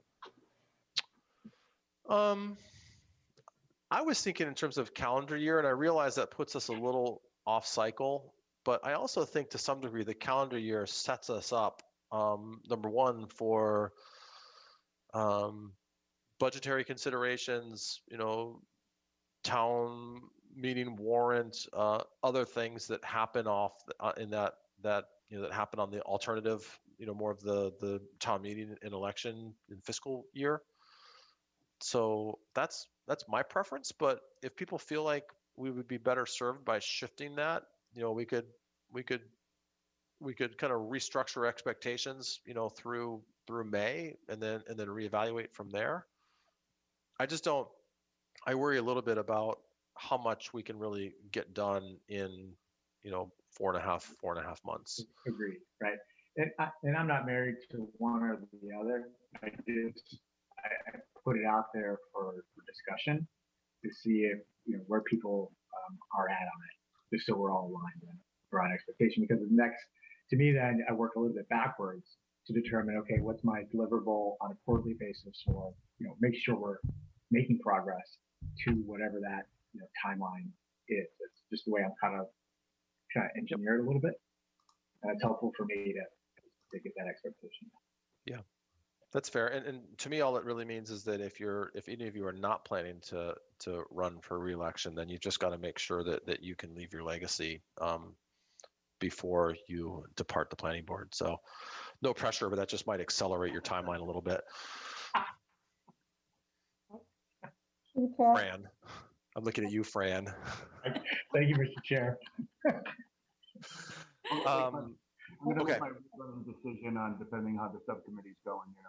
What's that, Dave? Well, I said if the committee's going well, I'm going to stay. But if it's not going well, okay, fair enough. Fair enough. Well, hey, Dave, you got the working group that you wanted. So and with only 3 people, ball's in your court. I was just gonna say, make it happen. Yeah. Okay. So sorry. Yeah, go ahead, Deb. I want to wrap up pretty. I want to. I want to see if we can. Yeah, go ahead. But I want to ask John something though. Would there be any kind of emphasis because the connectivity plan needs a scope and needs to essentially be put out to bid? Would there be any priority or any time frame that would be required? Not necessarily. So I think we need to do some background work, Gary and I, on the request for the funding to the budget. And then I guess it would really be up to the subcommittee to decide how they want to move forward, if they want to bid it out to a consultant, and then if so, what the scope of that work would be, and then move from there. There's really no set path that subcommittee needs to go down right now. They would be trying to figure out where they would go, and I guess the planning board would really make the final decision. But you know, a general scope once the funding has been awarded through town meeting. So I mean, it would kind of just be, I guess, at this point, figuring out the extent of what of this type of project would be, and then once the funding is granted, if so, then what the actual scope of the work would be. Okay, thanks. Okay, so we've got some next steps. Everybody knows who their working group consists of. Recommend that you communicate with John to get those initial meetings set up. And again, I think pretty straightforward. Right now, it's just a function of more specifics around what are we looking to achieve, and any key milestones that we should hit in order to meet that deliverable. So want to keep this straightforward. Let's get that out of the way first. We've got 3 weeks to do it. And I think that's an important first step. So appreciate everyone's engagement on this. And you know, look forward to hearing what their thoughts are, and what we can do to have a bigger impact in our town. So on that note, I will entertain a motion to adjourn. Rob Mr. Benson, Raman, so moved. Rob with the first motion. Sundar, are you okay with the second? Yes. Okay. A lot of excitement now that we're adjourning before 10. I know. Is it a first? No, it's not. But all right. Once a year. Yeah. Careful. It's we've only got 4 minutes, and Dave hasn't commented yet, so we could go over. All right. No further discussion. We'll take a vote. Rob Benson, yes. Muriel. Hero Kramer, yes. Jane. Hey, Marin, yes. Dave. Dave Paul, yes, I make a lot of comments, but they're always short. Yes. Mary. Mary Larson Marlowe, yes. Deb. Deb Feinberg, yes. Sundar. And the Sivaraman, yes. Fran. Randy Young, yes. And Gary Trundle is a yes. So thanks to everyone. Thanks to Bob and the HCAM crew. And Happy New Year. Happy New Year, everybody. John, hopefully we helped save your marriage tonight. It wasn't in trouble. I just proactively saving it. Yes. All right. Good night, everyone. Good night. Bye. Thank you. Good night. Good night, everybody. And everyone. Good night.